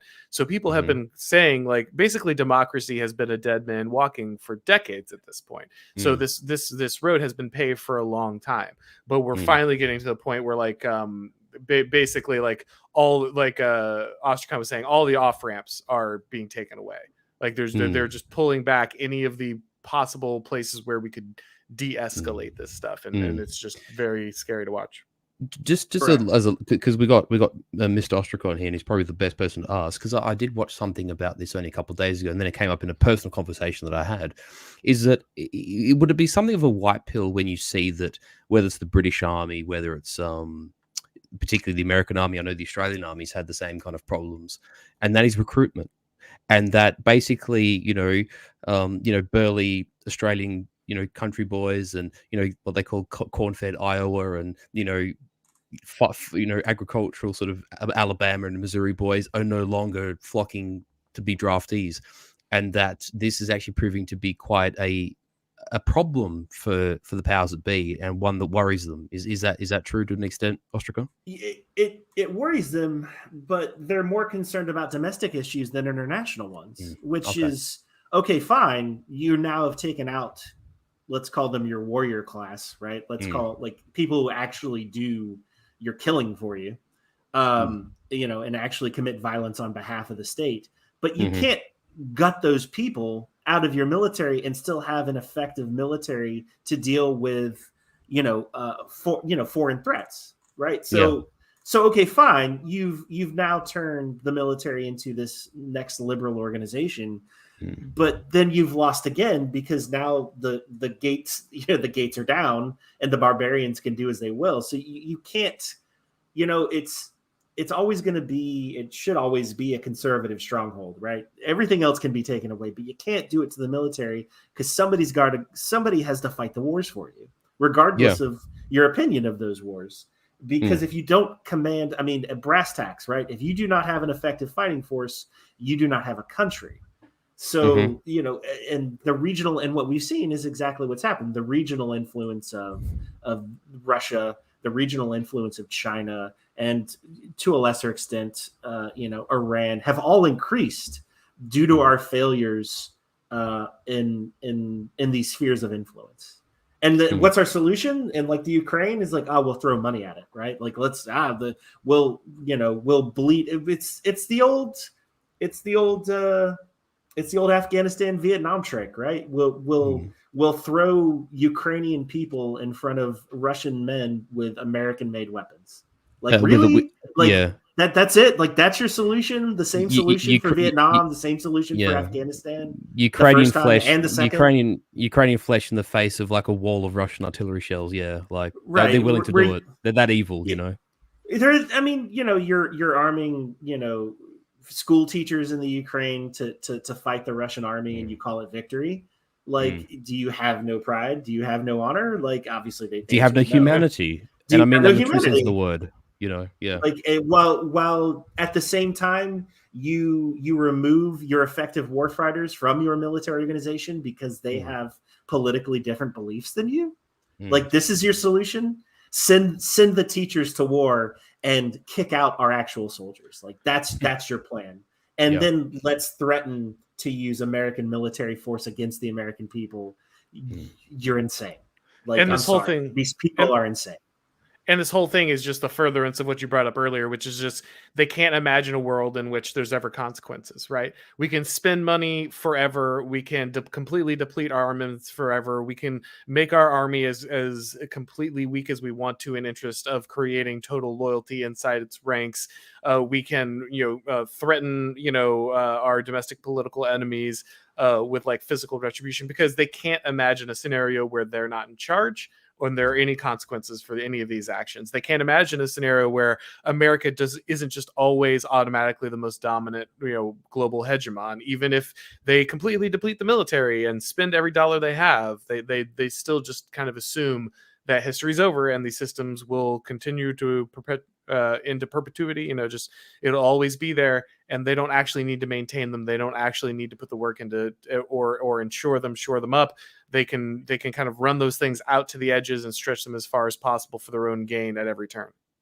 And the cherry on the turd cake is let's marginalize the people who actually fight your wars for you and discredit them. Oh, man, that won't blow up in our face at all, right? It's like demonize them, drag them through the mud, belittle and deem evil everything that they hold dear, make their families look monstrous and blah blah blah blah blah, and then surprise Pikachu face, they're not signing up to go fight in some frontier war in Central Asia somewhere. It's just why isn't if all of you're lucky- Appalachia just rushing to the recruitment stand? Yeah, imagine my If- shock, if you're lucky, they're just not signing up, right? Yeah. They're passively, if you're lucky.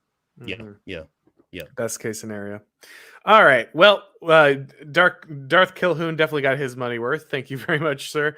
Excellent discussion. That's the best ROI for a super chat I've That's seen right. in a long Yeah, time. that's $5 of power right there. All right. Sorry, it's one thing I'm No, this is kind of it's the a one great thing talk. I'm passionate about. And that's why I love having you on, man. You provide that perspective. A lot of people don't hear it. So I think that's really essential. All right. So Colin, for $5 here, Alaskan here. Palin instructed her supporters to not rank candidates and announced she would not be ranked on her ballot. Her fault. For those who aren't aware, like Alaska changed its kind of election setup. They have the ranked choice voting, and I'm not going to sit here and explain ranked choice voting now, but basically you just you number the candidates, and if your person doesn't get like 50%, then there's this automatic runoff. It's a system rife with a lot of problems. People think it's a solution to the two-party system. It is not. But the point is that if you kind of unilaterally disarm yourself by telling your people not to do it, then you just make yourself an easy target, and Palin ended up losing because of that. So slightly off topic, but that's actually how the Australian political election system works with ranked voting. Yeah, I was going to actually ask if that is like an equivalent of what we call preferences in Australia, which it sounds like. It's a very similar system. It's different. it's rife to be manipulated, and it's just terrible. No, your vote always counts. It's okay. Yeah, that's the thing. Your preference gets counted like several times over and over and over. It's almost like a different type of voting system. Yeah. It's almost like within every increased level of complexity, you allow for the manipulation of procedural outcomes, and therefore actually install more power in the bureaucrats who generate the standards and practices for those. Weird though. Now, someone should describe that process somewhere. I don't know. Someone on the internet, you could probably figure that out. As I like to call it, wriggle room for malfeasance. That's exactly what it is. Yes. All right, Matty Ice here for $5. May they bring down the boot in my neck, and that I have a chance to find myself between AOC's toes. Happy Saturday. That was a crazy speech visual. Yes, thank you, Matty Ice, for your degeneracy. I appreciate that. And more importantly, Matty Ice, get out. Listen. We never. I can't say what I want to say because it's gross. Terms of service. All right. So, Quentin Tarantino moment there. All right. So, Narco Republican for $5. I love how their feverish dreams are becoming true. Their projections are always the most polished mirror. Binary surfers, iron law, vindicated again. Yeah, it's all the stuff that Trump was supposed to do, right? All the things that he was supposed to represent, all the things that they've been warning us about for years. Biden literally just gets up and gives the exact speech. You can almost see like somewhere like I've been, some totalitarian, like I've been working on this for years, and he just goes up there and tweets it out or whatever. It's that kind of thing. Obviously, doesn't get us very far, but it is funny to yet again see that the greatest fears of the left, they basically bring them into reality so that they can justify what they want to do next. So it is a lot of projection. Let's see here. Just quickly, just on the visuals about the Biden thing, and I don't want to be misinterpreted. I'm not trying to do like the whole everyone is Austrian painter man thing, but what's important about like what we saw with the visuals of that, right, is that even though our modern left will sort of portray themselves as being egalitarian and tolerant and blah blah blah, all this sort of kind namby-pamby nonsense, right, they will still be at pains to what's the word?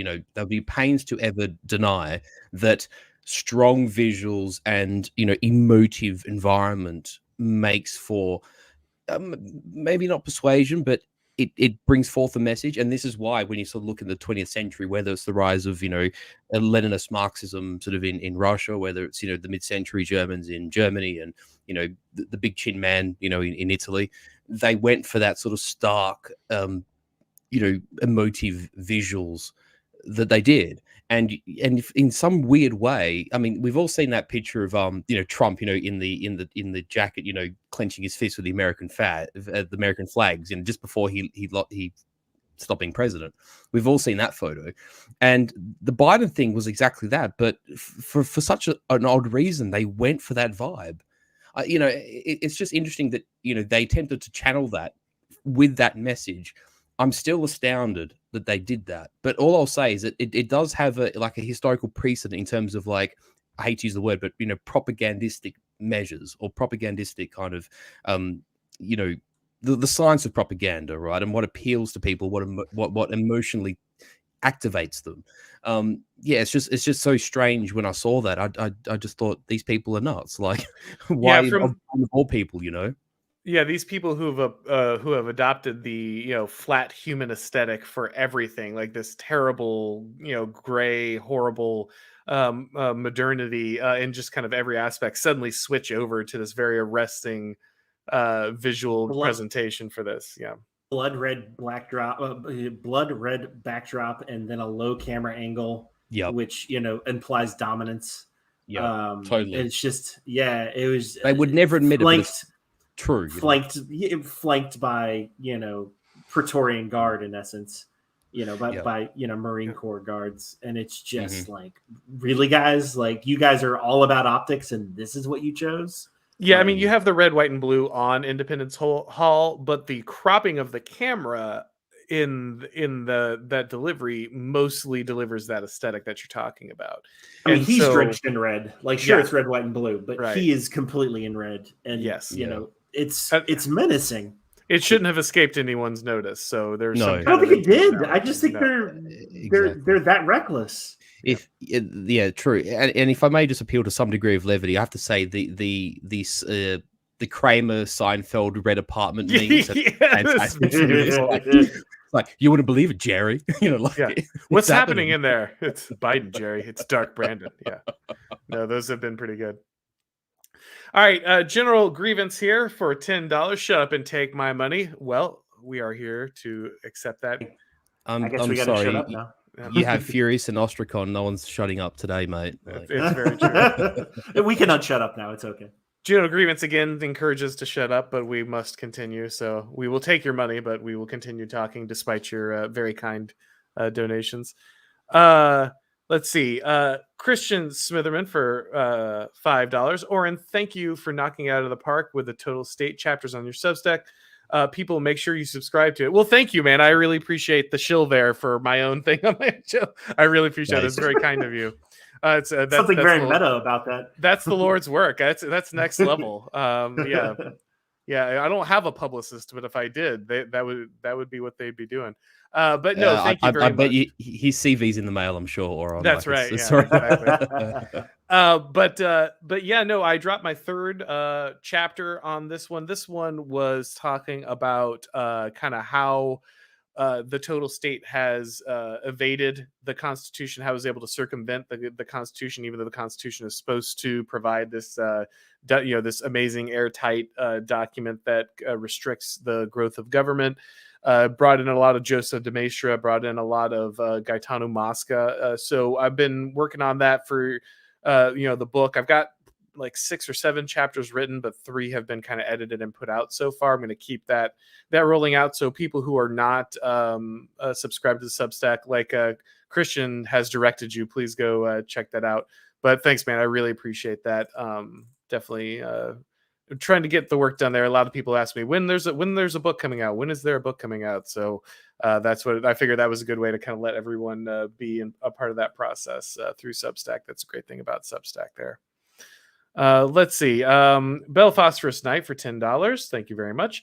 Dark Brandon is a unique and successful meme from nationally controlled, like DARPA Q to CNN, Red Wave to control, compare to how other regimes like Canada did through exceptions of procedural outcomes. Sorry, Bell Phosphorus. I feel like I'm always losing a little bit in your messages there, but it is a weird thing that for once, the Dark Brandon thing again was like created kind of by the dissident right as kind of a play off of the MAGA stuff, right? It was like a joke about Biden, getting serious and dark and that kind of thing. And then somewhere in the Biden White House, they thought it would be a good idea to pick it up and make it their own. I guess you can see that it's successful. I don't think it's very successful for them. I don't think the left can really. I think the left suffers from that aesthetic. I don't think that actually helps them. I think that basically their whole point is to avoid this kind of stuff. I guess some people on their side will rally to that. Maybe like Vosh or something. I don't know what Vosh is doing these days. I don't think I've ever watched a Vosh video, honestly. Like my entire interaction with Vosh is other people complaining about him. But anyway, there's probably someone who thought this was a great idea, but I don't think it's particularly effective. I don't think it's a great thing for them to embrace. We can obviously see that they needed to pump the brakes a little bit with what was happening here. I don't know. You guys think there's any hope for Dark Brandon as a successful wave here? A successful meme for the left? Has there ever been a successful meme for the left? Oh yeah, they've got plenty of successful memes. Like you can transition your children. Yeah, like they have. Made me sad. Well, this is sorry, I'm gonna get on a soapbox here, but you walked into my rhetorical trap. But yeah, no, the left can meme. The idea that the left can't meme is wrong. The left is bad at our memes, right? They're bad at like short, concise, powerful visual representations that the right has proven to be much better at. But the left dominates our mimetic landscape. They create, they frame it. They can absolutely completely infiltrate people with a mind virus over the course of a few years and get them to like completely alter their ways of living, completely destroy their children with a meme. So the left can certainly meme, just in a very different way. Sorry to have made you sad. That's just depressing. 1337 Bix. Is that $20 Australian? Is that fun bucks? I don't know. Is that how that denomination works? Mm-hmm. Yes. Okay. But he says, thank you very much. He says, I hate the Antichrist. Yes, absolutely. Hey, that's a good thing to hate. That's yes. If there's one thing to hate, it is the Antichrist. It is indeed the Antichrist and his works. All right. Let's see. Is it glow in the dark? Yes. Yeah, glow in the dark is next. They only walk stuff back for PR plausibility and deniability, not to change the outcome of what they encourage. Yeah, I think that's right. Glow in the dark. Like they have already crossed that line, as we kind of talked about. They already crossed that event horizon. The rhetoric has already been pushed in that direction, and it will continue that direction. Even if Biden walks things down and try to cool them off for a few days with some kind of rhetorical evasion, it's very clear that things are going to keep moving that way. They don't actually have any intention of like dialing down the outcomes that they were trying to achieve with that rhetoric. The only thing they're going to do is use that to kind of slip and duck the media. That they feel like they can gaslight everybody because they have like this almost hegemonic control on the narrative. It breaks down some now because of the amount of alternative media available, and because the internet is just like always a thing. But they're pretty used to doing this, and it still works for them the majority of the time. So there's no reason for them to stop utilizing it. And not just that as well. The thing is, there's a large part of that leftist space, whether it's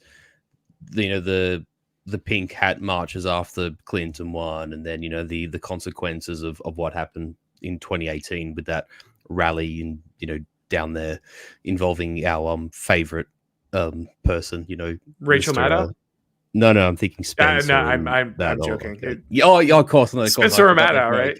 Yeah, Spencer Maddow, of course. Duh, I should remember that. And then leading up to 2020, and everything that's been sort of consequence of COVID and the needles and everything else.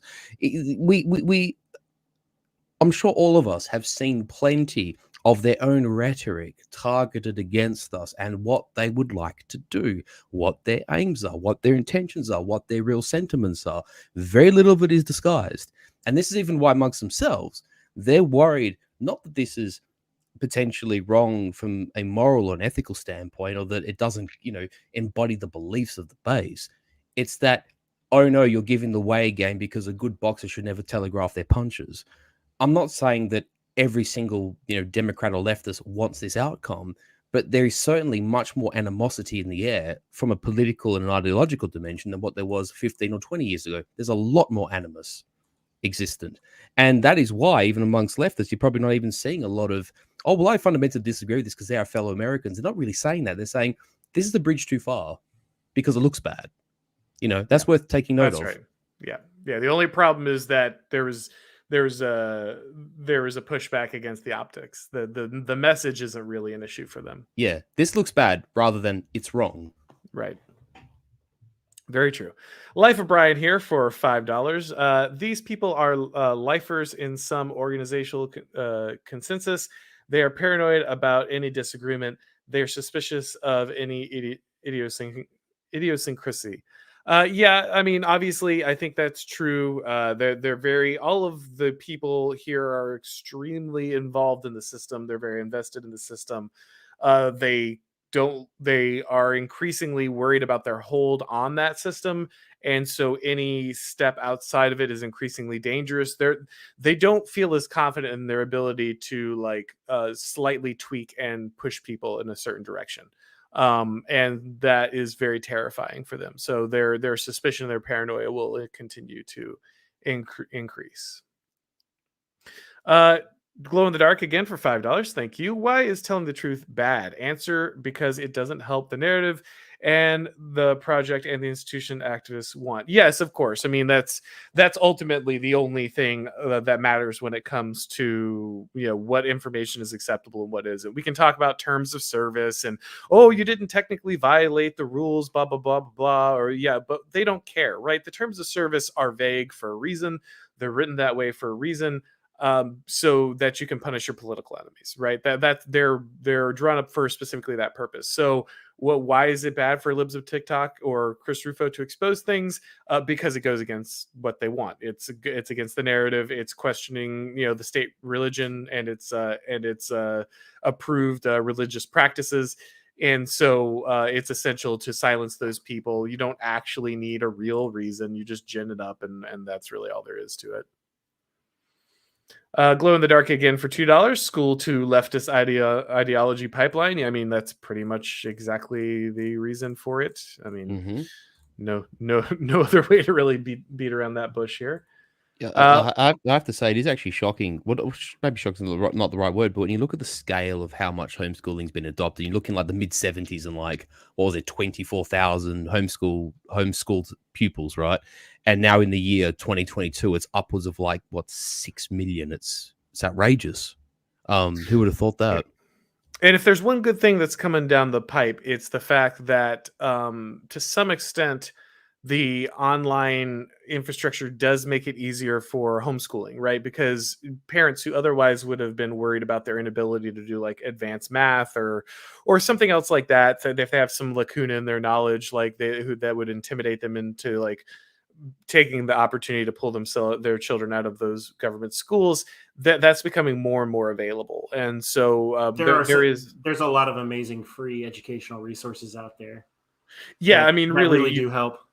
You can get a much better education through many of the free online resources that exist right now than the formal institutional education that would be applied to any given, student in the educational system. I mean, there is a difficulty, of course, especially very young children, in those early grade levels. They require a large amount of supervision.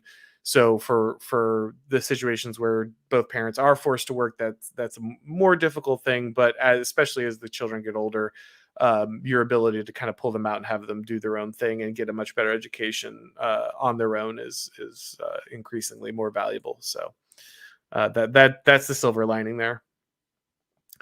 Let's see. Bella Phosphorus Knight for $10 again. Thank you very much. In a systematic view, when public educations get involved in the hospital trans pipeline, it seems like a way to subsidize blue demography, teachers and unions.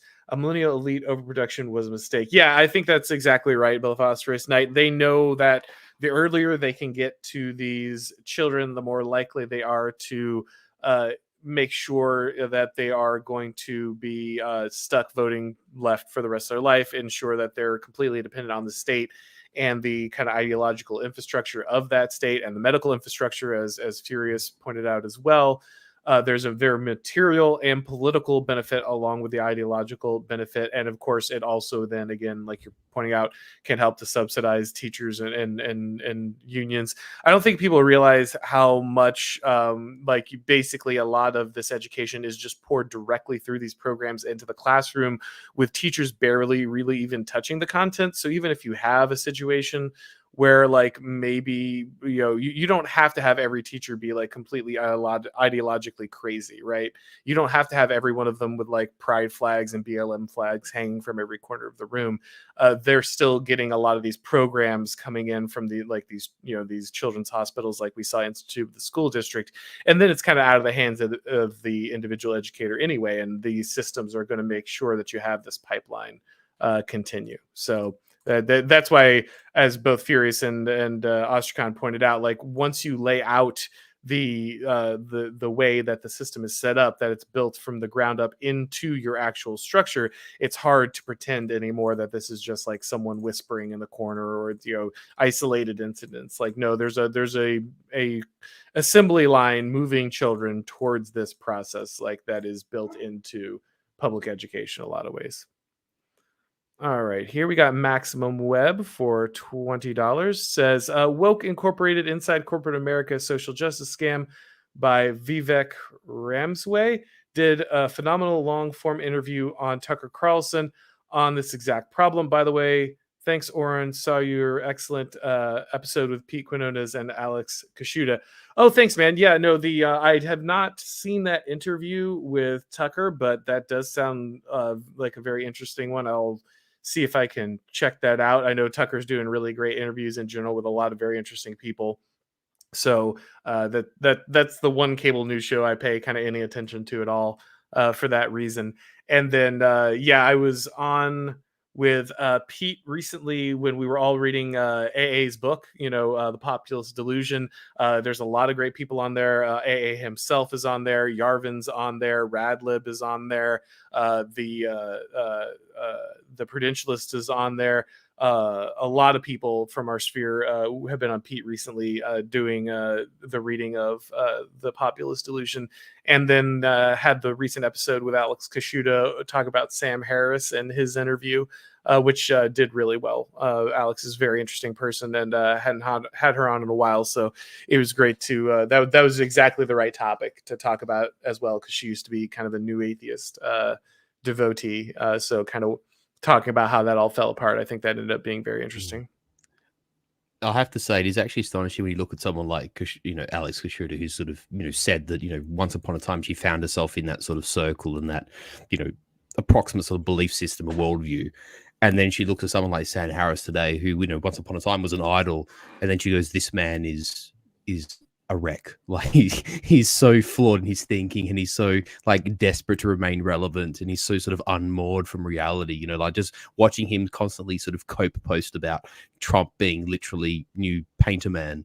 It's actually quite amazing that people like her could even sort of come from that to this, and then look back at a former hero and go, wow, like this guy's an absolute shyster. It's amazing. Mm-hmm. Let's see. Utiz 4321 for $5. Thank you. I think explaining it in terms of feedback loop is a description, but not explanatory. You have to explain how the incentives have aligned as such. Yeah, I mean, I think that's true. And I have done so in other videos. I've actually got several videos that talk about kind of how political processes work, why these incentives line up the way they do. I've got that when the total state and the family one. I've got that with like how the one I think it's called like how the cathedral manufactures a win. I've got a number of different videos that talk about different aspects that give you like a more practical breakdown, because we'll talk a lot about theory, but it's good to like ground that theory in like the actual explanation of okay, where are those actual material incentives? Let's actually follow the power and take a look at that. I mean, I try to do a breakdown of that every once in a while. It's hard to do it all the time. And there are always new people who haven't seen those. So if you're not familiar with some of those, you might want to go back to the back catalog and kind of take a look at those. I haven't done a video like that in a little while. So I'm trying to think. I feel like I did one a few months ago, but I've doing so many of these now, it's hard to remember. But I do have some videos that talk about that. But you're right. It's all UTIS. It's always valuable to have those very specific examples. I think there are people who are from the more journalistic backgrounds. I think Pedro Gonzalez is one who also has some of those explanations that might be someone you want to check out if you kind of want a more hands-on, direct explanation of how that works. Let's see.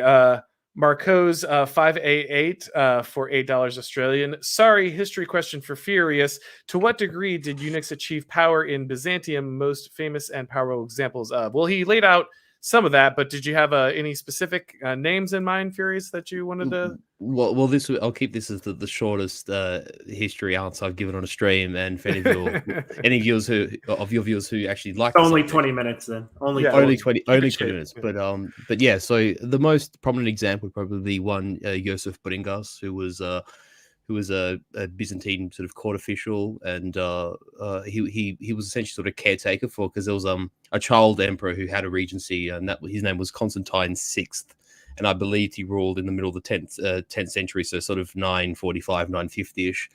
And he became, I think, the third most powerful man in the empire, although he eventually, like most of these sort of backhanded middling Byzantine bureaucrats, ended up sort of being confined to a monastery. And considering he was already a eunuch, he wasn't castrated. So, but I think he died in a monastery 20 years later. Another one would be another eunuch would be Staurakios, who was, I believe, a naval commander about 100 years earlier. And then the most famous example would have to be Narses, for anyone who knows sort of Dark Age Roman history. Belisarius is famous for reconquering Italy, and Narses was a general that Justinian sent to Italy to reinforce him, and he lived to the age of like 80. He had a very long life, but Narses was a very successful general. They would be the three most famous eunuchs that I can think of, and I've kept that answer to less than 5 minutes. So here we go. Impressed. I was kind of joking on the 20-minute part here. I thought you were going to hit it. Well done. Well done. All right. So glow in the dark here for $20.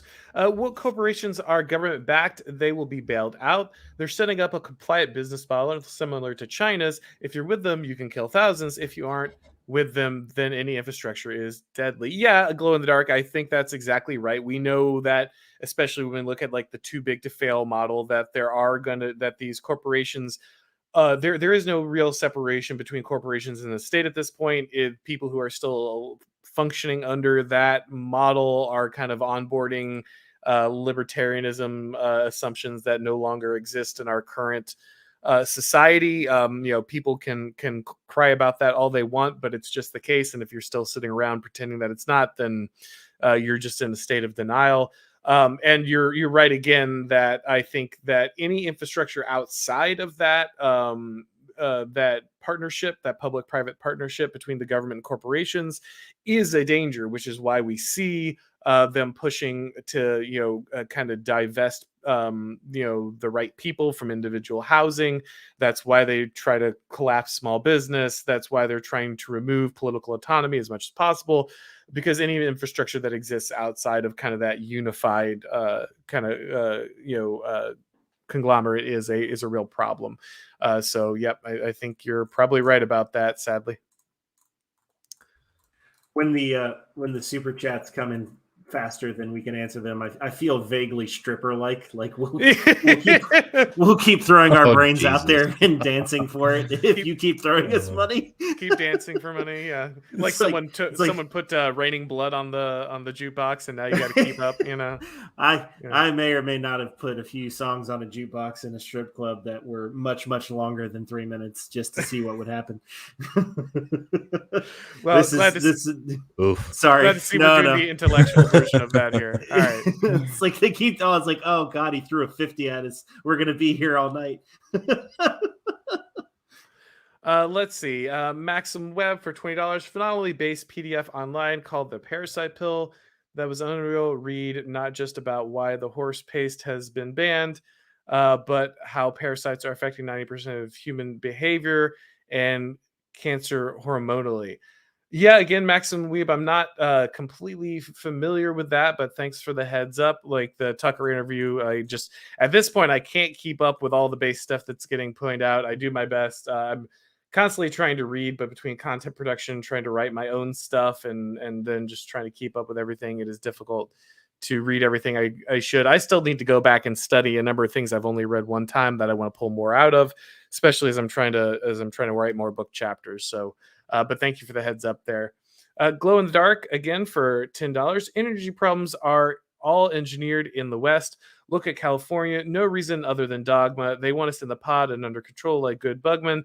They piss on us to tell us it is raining. I mean, yeah, a lot of this is absolutely engineered, right? Like we know that there have been these artificial pushes towards green energy that we simply is not reliable yet. We simply don't have that technology to make that reliable. We also have the removing the ability to drill in areas that we should have been able to kind of keep domestic energy production, that kind of thing up. And then on top of that, while we've made ourselves more vulnerable to international energy disruptions, we go out of our way to create those international energy disruptions. So even if some of this is maybe more extreme than they would have wanted, it's very clear from the, even things like Pete Buttigieg has said directly, like, it's good that this stuff is happening because then everybody has to get on board with our green new energy plan. So I think while I often think a lot of this is not unintentional and there's no one a wheel on certain stuff, I think with the energy stuff, it's hard to argue that's the case.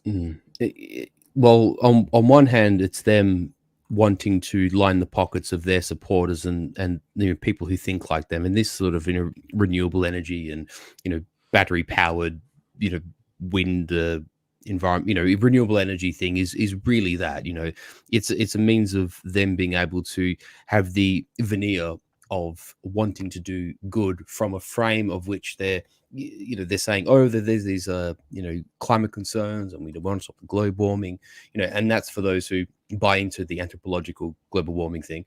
And then sort of in a monetary context, they can actually sort of reorient government at the federal level, the state level, to incorporate this into everyday life.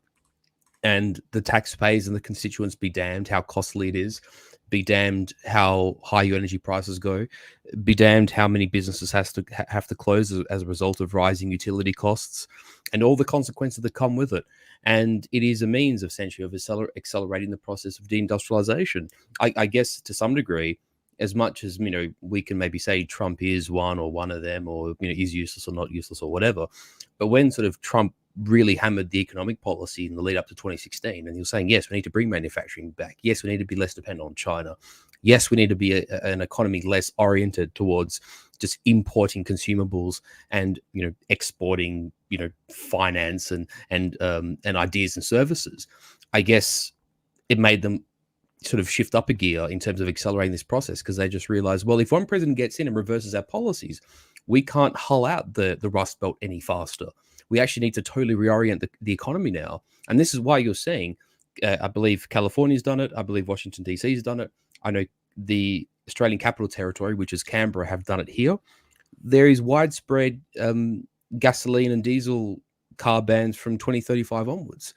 Yeah. And this is in the context of we are entering a completely manufactured energy crisis as a result of Russia, Ukraine, and post-COVID. There's a whole bunch of reasons why this is happening, right? But they're going to make our life hell. They have no problem with making our life hell, and it's just that simple. And we need to understand that. Thank you for saying reorient and not reorientate, because that's like a thing. I know that's a little off topic, but reorient is 100% the correct way to say it. So thank you. Oh, thank you. You're welcome. Ostrakon awards you the gold star for grammar. Congratulations. Yes. People will say physical year for fiscal year, reorientate. These things are like nails in the chalkboard of my mind. Yeah, indeed. All right, we got Sean Weiland for $5. Thank you very much, sir. KOA on Philip K. Dick's Electric Dreams remains the most astute political commentary on the total state I've ever seen published on television. I'm not familiar with. I'm not sure what you mean by the abbreviation there. I mean, I'm familiar with the book that inspired Blade Runner. I've read a number of Philip K. Dick novels. I'm quite a fan of his work, but I'm not sure what you're alluding to there. Anyone familiar with that one? No, I'm not I sorry. don't. Maybe But- there. I know there was a series that was about his short stories that was kind of a Twilight Zone thing, but I have not watched it. Maybe that's what he's. Sir, the most astute Referencing. political commentary on the total state is obviously Demolition Man. Like Yes, that's I do love Demolition Man. it really- is though. Like it's the closest thing we got. I've told you Yeah, that It's story, insane. right? Like, so my father-in-law, I introduced him to Demolition Man. He'd never seen it before. And I'm like, you're gonna love this movie. It's right down your alley. You hate political correctness. You hate all this stuff. It's a great 90s action movie that's got a great message. You're really gonna enjoy this. And who doesn't love Stallone, right? Yeah, it's know. Stallone. It's Wesley Snipes as the bad guy who's just hamming it up. He's chewing scenery. You've got Dennis Leary as the like plucky underground guy, like talking about how important it is to have nacho cheese on everything. Like that's what freedom's all about. Like it's just great. Like everything about it is great. And then I came back and I was like, so did you watch it? Did you enjoy it? And he's like, no. I'm like, what do you mean no? And he's like, it was too real.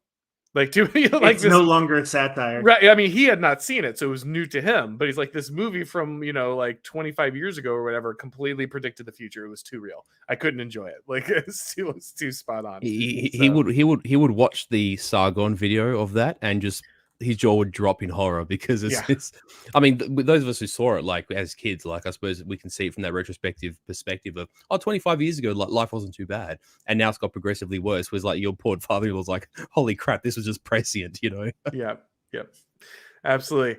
All right, glow in the dark here for $2. Democracy never includes a real right-wing opposition. I mean, this is obviously true in the United States for a long time, right? Like we have not had real opposition. That's been very clear. The right has just fundamentally not understood its position and in kind of the infrastructure. I mean, at a wider glance, you can look and say, well, democracy itself, or the kind of democratic republic of the post-Enlightenment, is inherently left wing. I think you can make a lot of arguments about that. I have made arguments about that. And so it would be very difficult for the right wing to have a real presence, true presence inside of that. In many ways, you cannot have that position. You can't have an anti-democratic position be represented in a democracy.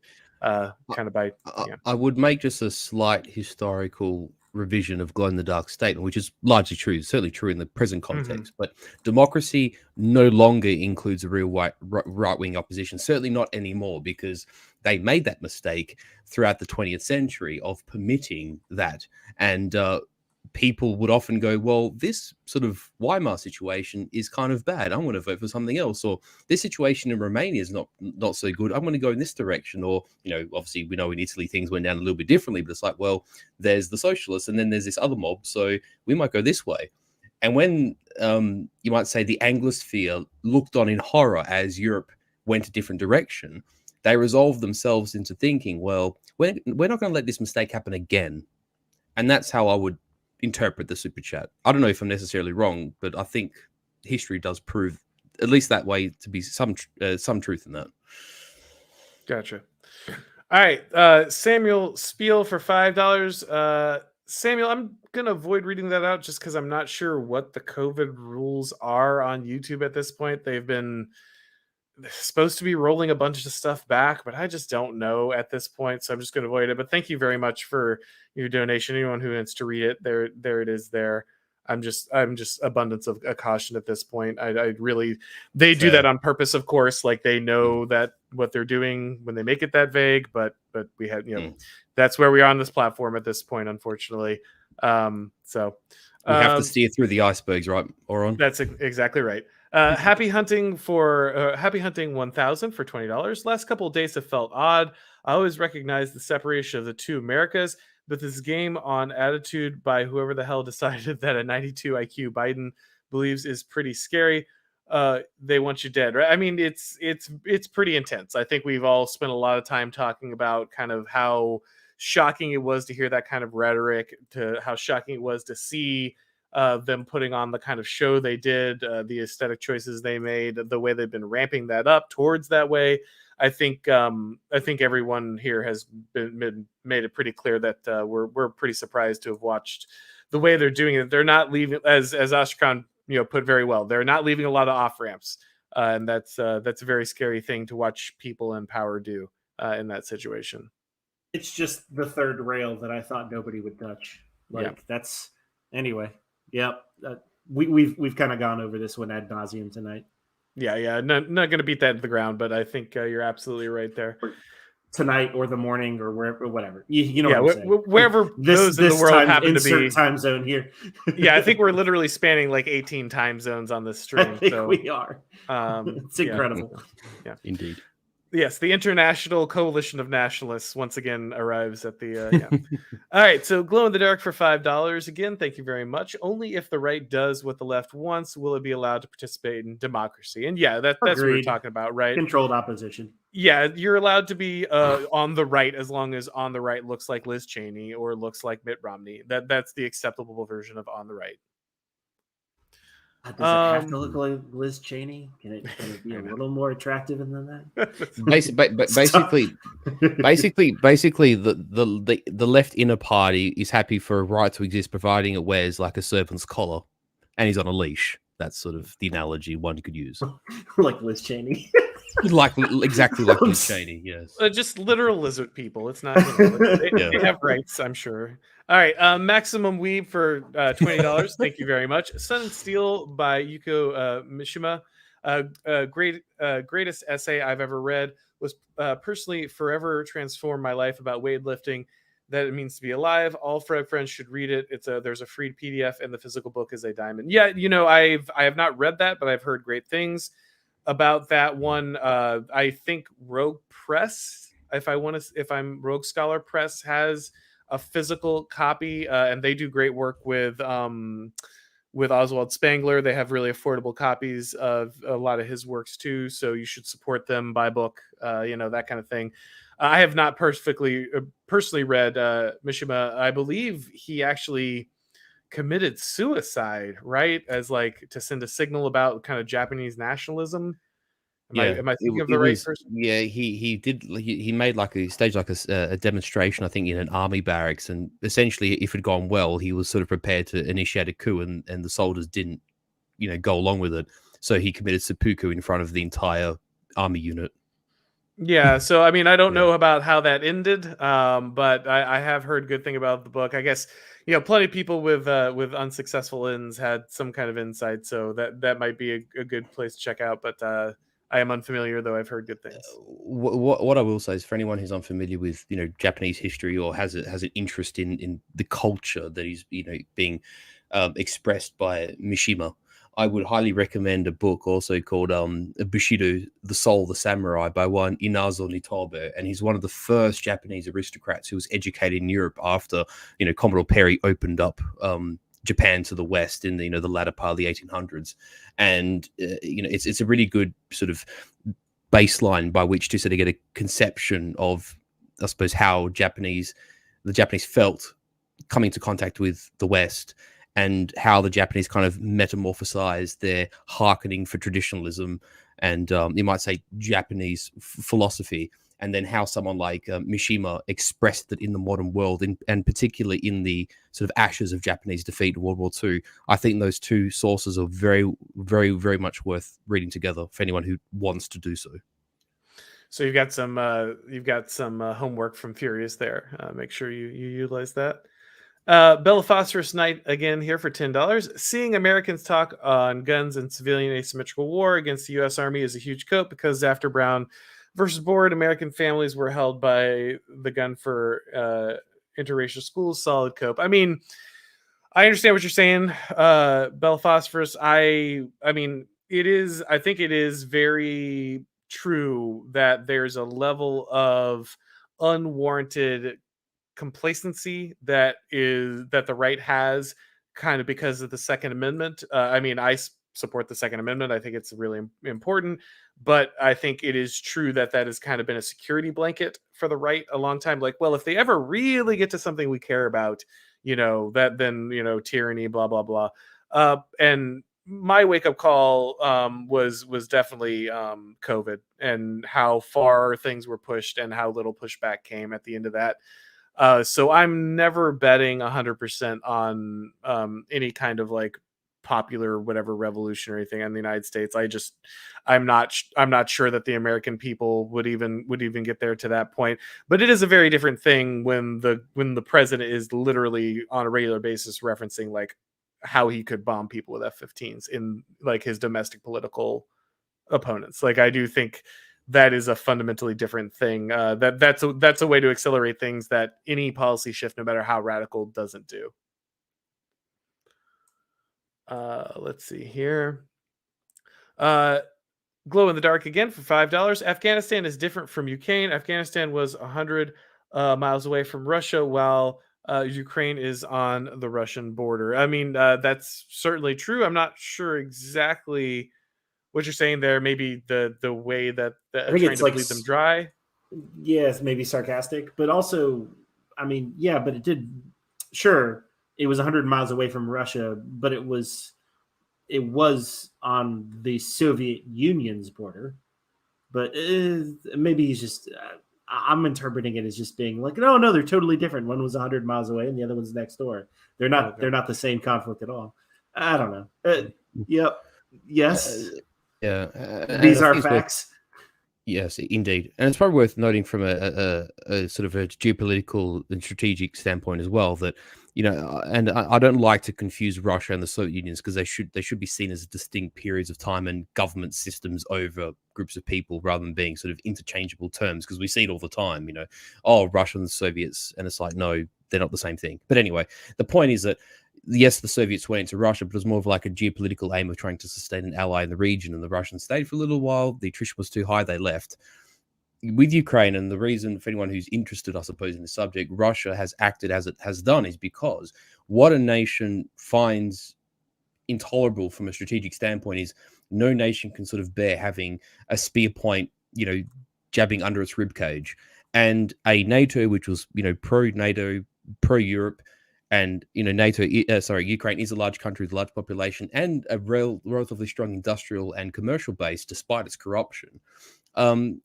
In the end, the Russians did the sums and chose to act. Now, one might say that is or is not immoral, but from a strategic and geopolitical standpoint, that surely would have been amongst the calculus of the Russians in terms of the present circumstance, which is why, certainly from the Russian standpoint, they've acted differently in Ukraine via Afghanistan, if that's your question, Glow in the Dark. All right. Sean gives us a clarification here. Thank you again for your donation. Correction, KAO, not KOA on Electric Dreams. I'm assuming that's the name of the episode, man. I'm sorry, I'm not familiar. If you just want to at me, I feel bad about you trying to donate to clarify. Just if you I'll try to find your quote there. But I think you're talking about the name of the episode there. I think the name of the show based on Philip K. Dick short stories was Electric Dreams, and that might have been an episode, but I'm totally guessing there. I'm not super familiar. Sorry about that. Chris Pruitt for $10. Yes, an unreasonable commandant will not be reasonable. My question is, why do you all advocate to wait it out like they will? Well, Christian, I don't think that they're going to become more reasonable. But I think what you do have is a situation where, as things deteriorate, you really want to have a situation where you have different places that are strengthening their ability to kind of deal with the fact that kind of these things are going to come apart. I mean, I've made this, many times. This is why so many people in these communities talk about the need for parallelism, the need to have, these areas where people, have different abilities to get outside of the structures of the system, make sure that there's employability that isn't connected directly to your political viewpoints, make sure that there is ways to make sure that services continue, even if like the central Washington has problems. This is why I like the things that people like Ron DeSantis are doing. They're kind of showing a way that you can create political power bases and set things up. It's not a complete removal from the system. Obviously, you probably can't be completely removed from the kind of system we have at this point, but at the very least, it's a way to kind of make things softer, make for a softer landing if things do end up kind of degenerating, which it seems like our elites are very bad at delivering things like power and clean water and that kind of stuff. And so I think that is kind of the way to go. Let's see. Lycos, if that's $50 Australian, thank you very much. Very generous. I very much appreciate that. No one is at the wheel. More like Will, the machine has become independent of his makers. Yeah, I think that's actually really true, right? And this is a big part of the NRX kind of thought, right, is that at some point the system is operating itself, right? You have these different people who have, I don't want to get super deep in the weeds here, but especially this is a focus on with like Nick Land, right? That this is self-exciting feedback loop starts making decisions without human input because the decisions are moving too fast. It feels like decisions make themselves because the system is kind of just perpetuating itself more than responding to the input of individual actors. This is one of the value, one of the things that's valuable to the oligarchy is this decentralization, but the less that one, human is involved in those interactions, the more likely it is that the whole system can kind of reach escape velocity and get outside the ability of human actors to kind of change what's going on with that system. Have we reached a point where like our social system is like self-aware and is going to move towards that stuff and kind of AI nightmare type scenario? Well, probably not there yet, but I don't think that possibility is beyond the kind of the near future. So if anyone wants to know more on that, you can definitely check out. I've got the Nick Land video if you want to have a better. And then there's of course deeper dives on that as well from many different people. Yeah, as well, one might consider the idea of, bureaucratic inertia and the fact that, if there's so many people involved, in the machine, never mind the actual sort of what we might consider like the AI or computerized aspects of it. That's a little bit different. But even from a purely human standpoint, there's no one actually responsible for anything. There's no one person you can point out and say, oh, this is the person to blame for this or for this or for this. There's so much intentional muddling and blurring between lines that there's like no capacity to finger point and blame and correct, because that's just the way it is, as you would say, Auron. It's not the bug, it's the feature. Well, and I think that's why, Ostrakon's refrain so often is how could reasonable people do this stuff? And I think the answer is they aren't. The system is. Like the purity spiral has a kind of escaped their ability to control it. And so even though individual actors might not want things to go the direction they're going, the system is driving things that way. Not again, to be clear, to like remove the responsibility of these like horrific people who are pushing this direction. Please be clear. Like I see Bap say this a lot, and he's right about it. Like, don't forget, like the people who pushed you into this room, like they're real people with faces. They're not just a system. That's true, but at the same time, I think that you do need to also acknowledge that there is a wider kind of the hive mind is happening, and it is forcing people to kind of accelerate things they wouldn't otherwise accelerate, make decisions they otherwise wouldn't make, and so in a lot of ways the system has moved beyond the control of the reasonable people who might otherwise bring it under kind of rein it back, at any given time. And indeed, and those involved with it, both whether they're ostensibly sort of in inverted commas in control, or those who occupy just the the middling bureaucratic seats, the bums on the seats in the offices, right, are much less talented, much less able, much less educated people than those who actually invented the machine. You've got Da Vinci, who invented this thing, and then you've got a monkey with a wrench, whacking it on the side. That's the comparison now. Absolutely. We've got Glow in the Dark here for $10. Speaking of machines that are out of control, new economic model is what they're using. Printing money is how they expand the budget, because the market will grow into the money stock. Taxes remove money from the market, but they spend, so this model will fail. Again, I'm not going to pretend to be an economics expert, but from everything I understand, I think that's largely right. You could get in with someone like Radical Liberation or Academic Agent. They would be able to give you a more specific breakdown on like how that it would be correct. But I think that's a largely correct understanding of that. Maximum we begin here for $20. Thank you very much, sir. Dark Brandon's speech looked exactly like V for Vendetta, a masterpiece film about a dictator who used a bioweapon with pharma companies to install a totalitarian hellscape worth owning on 4K Blu-ray, DVD, all that stuff. I mean, yes, but isn't V for Vendetta kind of shit lib? I mean, it's been a long time since I've seen it. I don't think I've seen it since it came out. I remember kind of liking it at the time, but I feel like maybe it drifts that direction. I'm not sure. Anyone seen it recently? No, it's been a long time, but it is funny. I've seen people in chat keep mentioning owning things on physical media, and I almost wonder, like, is there even a streaming service that you could watch V for Vendetta on these days? Like, is that like even a thing? I'm sure you could because it's a Wachowski film, right? Oh well, that's why I think that's why I'm pretty sure. Then. Yeah, well, it's one of those things. It's one of those things that you make when you think you're fighting against a system, and so you accidentally might sneak some base stuff in without understanding that you're actually part of the system. Thing. Yeah. Yes, yeah. I do know. I do know. I had to buy Little Britain on DVD because, like, the BBC completely memory hold it, and it's not actually available any other way than DVD. Funny show, by the way. Yeah, I'm not familiar with that one. No, it's just a comedy sketch show from the early 2000s, and they completely, because it was considered controversial because some of the things on there were a little off. They completely took it off the BBC. They literally insulted everybody, and that's now. It's a great show, by the way. You should watch it. It's been disappeared for crimes against the state. Yeah, it really has, though. You can only get on DVD. Yeah, own physical media, guys. Actually own the books, own the things you want, because they can easily disappear tomorrow or be stealth edited. Soon the Amazon Lord of the Rings will be the only Lord of the Rings, that kind of stuff. So just, own the actual things. Just don't even. I'm not. I don't. We don't have enough time or energy to go. No. To be clear, tonight. Like, that's the only thing. I haven't seen it. I have no intention of hate watching it. Anything else, like the only reason it exists is so you can complain about it on the internet and they can dunk on you. So just don't even interact with it. Don't whine about it on the internet. Don't make videos complaining about it. Don't do an analysis of it.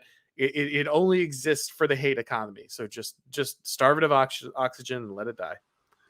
Billions of dollars for a hate economy. It's not Lord of the Rings. I don't care what anyone says. It's not Lord of the Rings. So just don't treat it that way. It just doesn't exist. Boom, done. It's gone. Let's see. Scratchy McDumpwaffle for $10. Thank you very much. It looks like that name. It's one of the best ones. I think he often just donates to hear the name.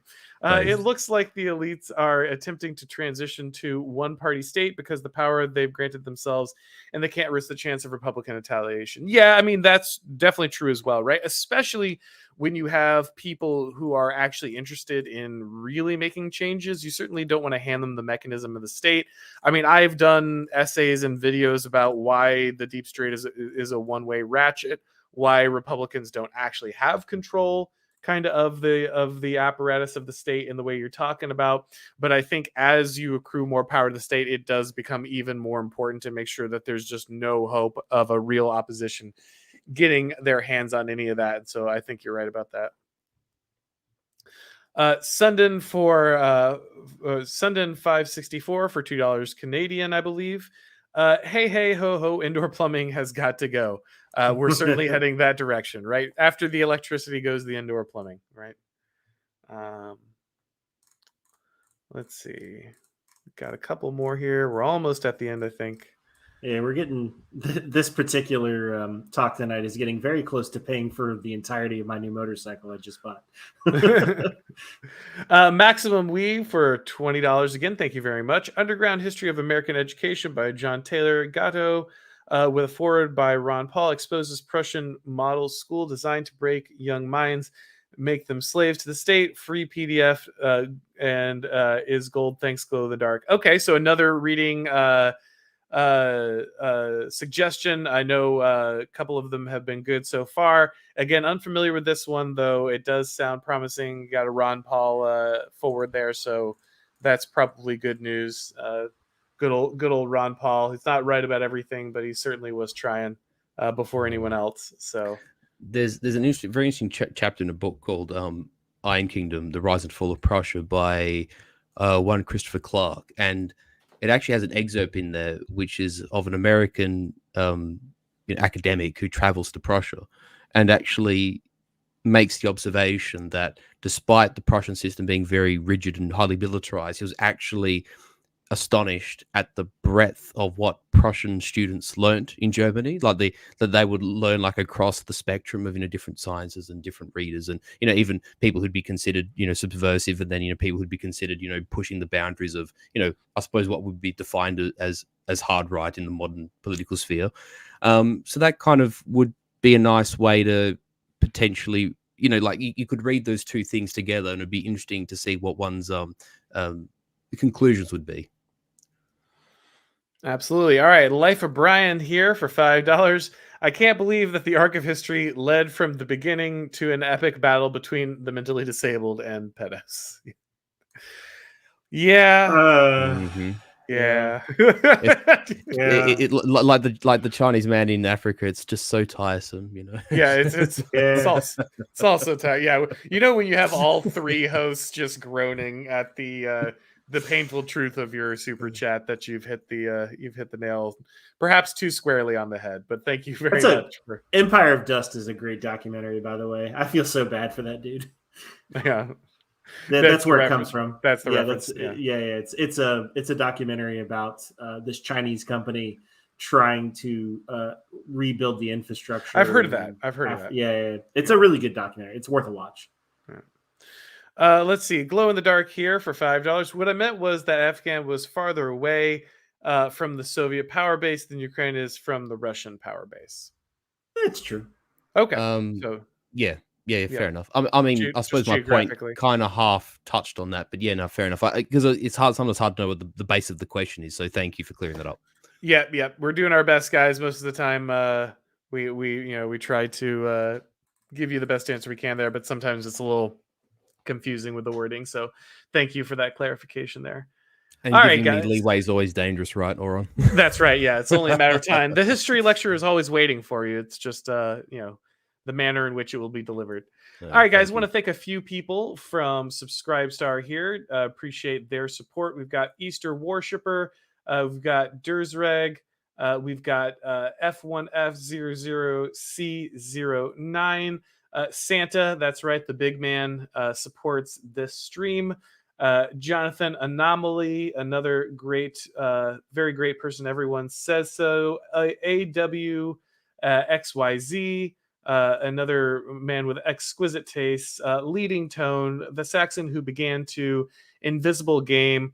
All these donations, really appreciate it, guys. If you donate over at Subscribestar, you also receive the chapters for my book there as well. I repost them to there. So if you prefer Subscribestar to Substack, you don't miss out on that content.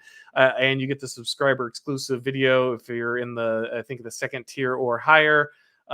So you have additional benefits over there. Of course, also as a gentleman helpfully pointed out earlier, I did drop a new chapter on the Substack as well. So if you would like to get those, you can support there. Substack's a great way. I also make sure to post like any of my articles, and you also get the